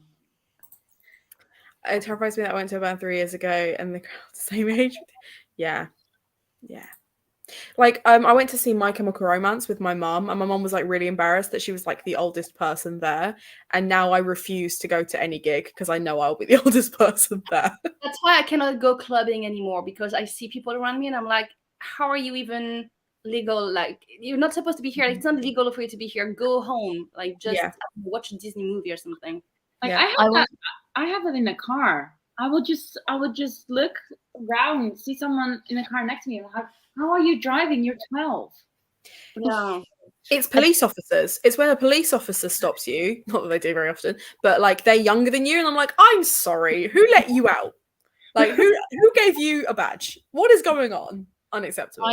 I made the decision never to go back to my hometown for New Year and going clubbing with my best friend ever again, because it was like literal people I knew as children who were out clubbing wearing the shortest mini skirts and doing things. I did not want to see these children, like people I saw as children. I was like, you're an adult, you're legal, do what you want, but I do not need to see this. And because my hometown is literally tiny and our nightclub is the Shed, gives you an idea of how big that nightclub is. I just didn't need to be that up close and personal with these people, to be honest. I felt very old. I bumped into my students clubbing, and that is the last time I went clubbing. Oh yeah. Because they were technically too young to be there. They were only 17, so they shouldn't have been there. But they had fake IDs, and a lot of them were turning 18 that year anyway. But I literally saw them. They clocked me, and I just turned around and walked back out of the club. I was like, I cannot be here. Because if anything like happens, if there's like any photos of us together, I could have lost my job. I was like, absolutely not. Turn around, walked out, not happening. What, you're not allowed to go clubbing? You are allowed to go clubbing. You're just not allowed to fraternize with students. And going clubbing, being in the same club, is seen as fraternizing. It doesn't matter that I didn't arrive there with them, that I wouldn't leave with them. Like, nothing would have happened. Interesting. The fact that I was there at the same time with them, I could have lost my job. I would have told on them because they weren't supposed to be here. Oh no, I reported them to the safeguarding, but they're not going to do anything because they were sixth formers. If they were like year 11s, that would have been different. But they were sixth formers. They would have been 18 later on that year. So I reported them, but nothing gets done. But it's more the case of I reported them to protect myself, because I was like, when I was a kid, I was getting drunk down the coastal park at like 14, 15. So I was like, I'd be a massive hypocrite to be like, you're not allowed to drink in this safe space. But also, I don't want to be there if there are kids there. So true. Gross. Yeah. Anyway, our dinner's going to be ready in 5 minutes. So I'm going to chuck us in another sprint if that's cool with you guys. Yeah. This will probably, because it's 6 o'clock now, it will probably be our last sprint because we've got stuff to do and Milen's got places to be. So I will put a little banner that says the last sprint as well. Okay, cool. Where's it gone? There it is. Okay. Perfect. And see you in 45 minutes. See you in a bit.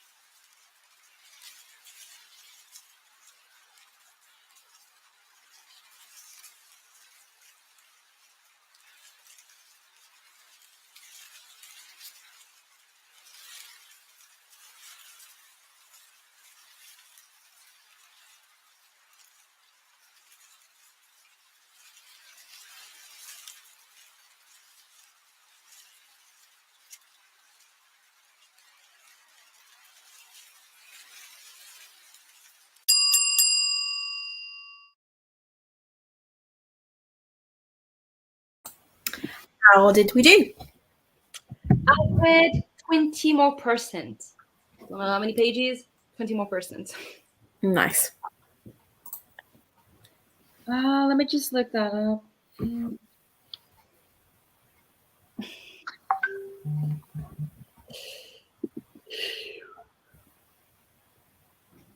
30 pages. 31. Nice. I go on. No, you go on. Oh, I was just gonna say I had dinner. I watched a YouTube video and I read 12 pages. That was it. Nice. It's I still think something. I definitely reached the big reveal and like part of the climax. So, yeah, I think I'll actually have something to talk about in my book club tomorrow. Well, I'll have to wait for Lizzie because I think Lizzie's cramming in for the last 10 minutes she's got before we skedaddle. Probably so has let's like see 2 how- pages left. I have 2 pages left, okay? Woo! Yeah, finish I it. can't believe I was right. Well, But, like, I want to bother her. I want Wow. to annoy the shit out of her so that she cannot finish those 2 pages. Blue's back in his nest. Anna, go upstairs and just annoy the shit out of her. No, I did. I'm Right. really proud of myself. Like, That's you did great. genuinely great work, Milan. Yeah. yeah. Let's see how people did. Where do we get to? How are we feeling at the end of the sprints? How are we feeling? In denial that October is over almost. Right. Yeah. Like We get one more day. That's it. That is insanity. I'm still at the beginning of September feeling wise, and now it's almost November. I know. Mhm. You know what happens? As of tomorrow, people are going to start playing Christmas music. No. No. That is not allowed. Lizzie's face. No, I agree. It's a hard no. It's a hard no. I've got a playlist of songs that aren't Christmas songs, but they feel festive. So they're the songs that I play in November, and then I play my Christmas playlist in December. We have in the Netherlands, we have our major children's holiday on the 5th of December. So we cannot go into full Christmas until the 6th. Okay, that's fair. Well done on finishing your book.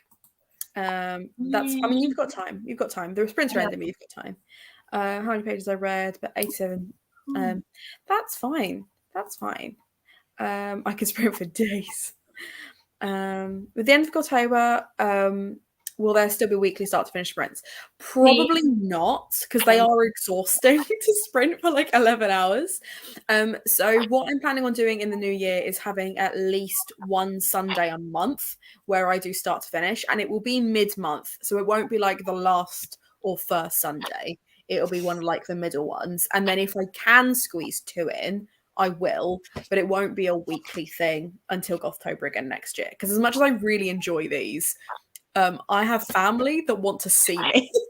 So like I have to like genuinely my mom texted me yesterday and was like, hey, we're gonna be like nearby, and I was like, I'm gonna be sprinting, and she's like, okay, I guess we'll see you when we see you, because she's top tier with those guilt trips. So yeah. Well, you know, Hannah is going to be gone most of December, so I will probably be running sprints because I don't like being alone. Oh, definitely. I'll thank join you. I'll So that come I join you. entertained by someone. And Well, whenever I do sprints, I'll put a little shout out. And Milan, if you like doing these because you get to do reading, I'll send you some links to join sprints if you want to. Yeah, cool. Yes, please. That'll be awesome. What did you think of your book? I'm really torn. Ooh, that's not good. It's not good. They both really, really hated the end and loved it at the same time. Oh, amazing. Because I feel like they did like this big reveal, and I'm like, but where was the clues? Where was the context in this? I don't understand where that came from. Like, what? Yeah.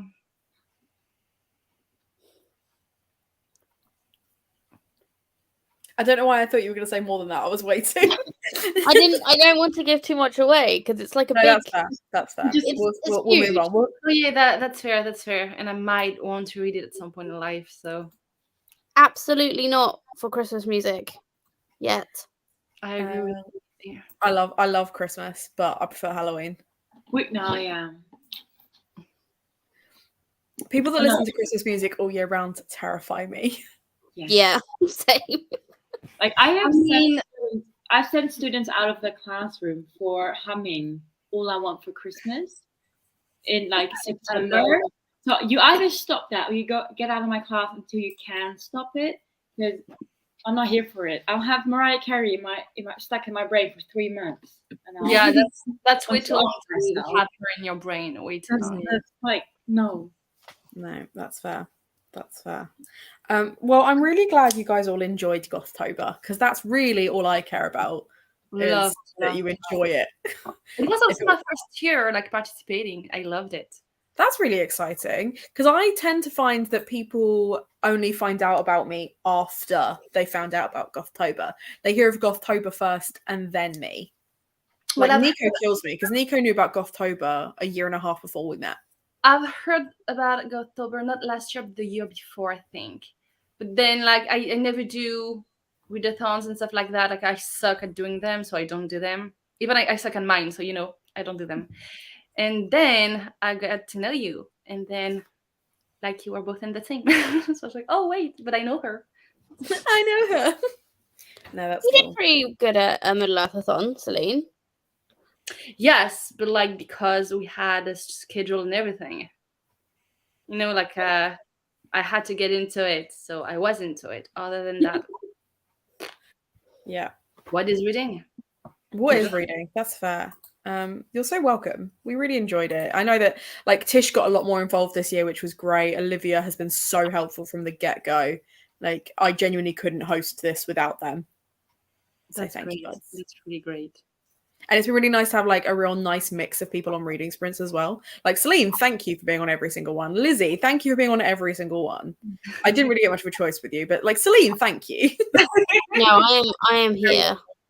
Like you're gonna have trouble getting rid of me. I don't think I'd have that much trouble, to be honest. You might like. Well, it really depends. If you stream in your room, you've got all the chance in the world. Because I'd never ever actually go upstairs. There has not been a single live that I have done that you've not been on, because even the ones where you weren't on, you were like crept in from behind to like bring me snacks. So you've been on every single one. So I've also been on most of Olivia's ones as well. Mm-hmm. I'm just I hang around, don't I? Oops. Yeah, you're like a bad penny. I've enjoyed myself though. I'm glad. It's hard to get rid of you, Lizzie. It's just hard. Yes. I'm always here. Always watching.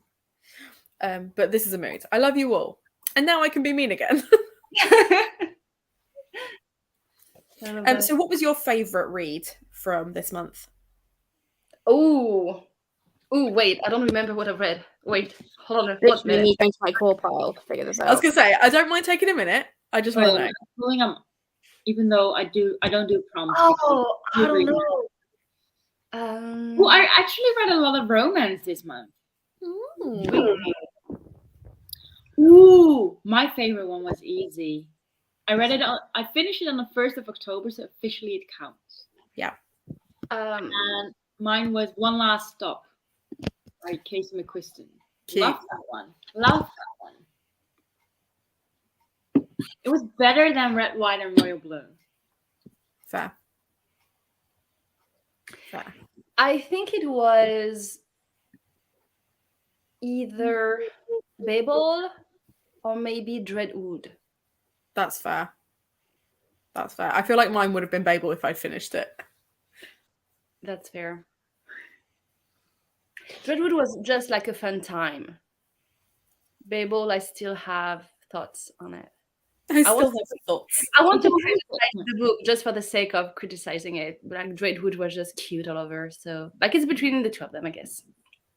I have 3. Go on. That's fair. So there was only one that I gave 5 stars to, but I don't think it was my favorite, but it's the one I gave 5 stars to. is Empty Smiles, which is the last one in the Small Spaces series by Catherine Arden. Fantastic, like, I can wait. I want it already. what's it called? Like, ending to a series. But I don't think it's my favorite of the month. And then I've got Hollow Places and Just Like Home. Both also fantastic. That's fair. And I think if I picked my favorite, I think it has to be Hollow Places by T. Kingfisher, because it was so spooky, like exactly what I wanted. Yeah, that's great. fair. That's fair. Cool. What about you? What's your favorite? I did not have a great reading month. I didn't have a single book get over 4 stars, but I feel like the one that I will talk about the most will be The Lost Ones, which technically wasn't a Gothtober book. It was a Lamentable Library book, which is it's set just after or during the Second World War. So it has like that late Victorian vibe, but it doesn't read like a Victorian Gothic. It reads like a ghost story, like a proper ghost story. And I really enjoyed it. And I just couldn't really put it down. And the other one that I'm currently reading that I'm kind of obsessed with is Dark and Shallow Lies, which is like a Louisiana bayou mystery, which I'm really enjoying as well. And I'm kind of disappointed I left that till the last minute. There were so many that I was so desperate to get to, like the Madwoman's Ball and Rizzio, that I really, really wanted to get to and just ran out of time. My mood reads didn't get to. Did the prompts, didn't do the mood read. So I feel a bit silly. But Teapollo Blue was also up there as a fantastic read, which is a relief because I'd kind of already picked that one as the giveaway book by that point. So yeah, no, it's been an interesting month, I think. A mix. I have about the same amount of 3 stars that I gave like 4.5, 5 stars. Interesting. Interesting. To answer this question, yes. So on Olivia's channel, we will be doing sprints every single Monday, except the first week where we do it on a Tuesday because it's the first. And we're going to be sprinting on her channel in the evening, I think from 7:30, and doing NaNoWriMo sprints. I have just under 70,000 words that I want to get done. Half of that is editing, so that's not new words, and half of that will be new words. So we will be doing that, and I will be participating. I haven't logged into the website in ages, but basically the book that I'm currently writing, I have been currently writing for nearly a year now, and I'm basically setting myself the goal of getting it done in November because I want to be promoting it just after Christmas, and then it should come out. If I get it finished by the end of November, it will be ready for print by March. That's pretty cool. Which will be really exciting because I'm going to self-publish it. So Yes. Nice. Nice. So yeah, come wind down with our chaos. It won't be as chaotic because Olivia will be running it, and Olivia runs a tight ship when it comes to sprints. So Olivia is a lot more chill, and there's a lot more like questions and stuff. It's just a nice, like, chilled atmosphere with Olivia. Yeah. Well, she's just not as chaotic as I am in general, so that helps. No one's as chaotic as you. I don't feel the lives are chaotic, are they? Not too bad. That I didn't realize that. I feel like They it could be has worse. really It structured. definitely could be worse. Like, Is there anything you guys want to shout out before we go? No. like thank you for running these. Oh, you're Thank you welcome. for having me the whole month. And The whole month. for The whole everyone, time? Yeah, everyone thank you watching. for having me crash this one. You're more than welcome to come back anytime. It was I lovely. only have one thing to promote.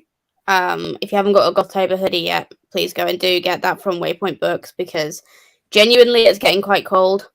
Not in the south of France, Celine, but you know, shush. Everywhere else is getting I'm cold. here. Okay. And they're the most cozy hoodies ever. So go get yourself one of them, and also like get yourself some books because treat yourself. Anywho, that's my promotion over. Thanks. It's been really, really fun. I've really enjoyed this month, and I will see you guys again very soon.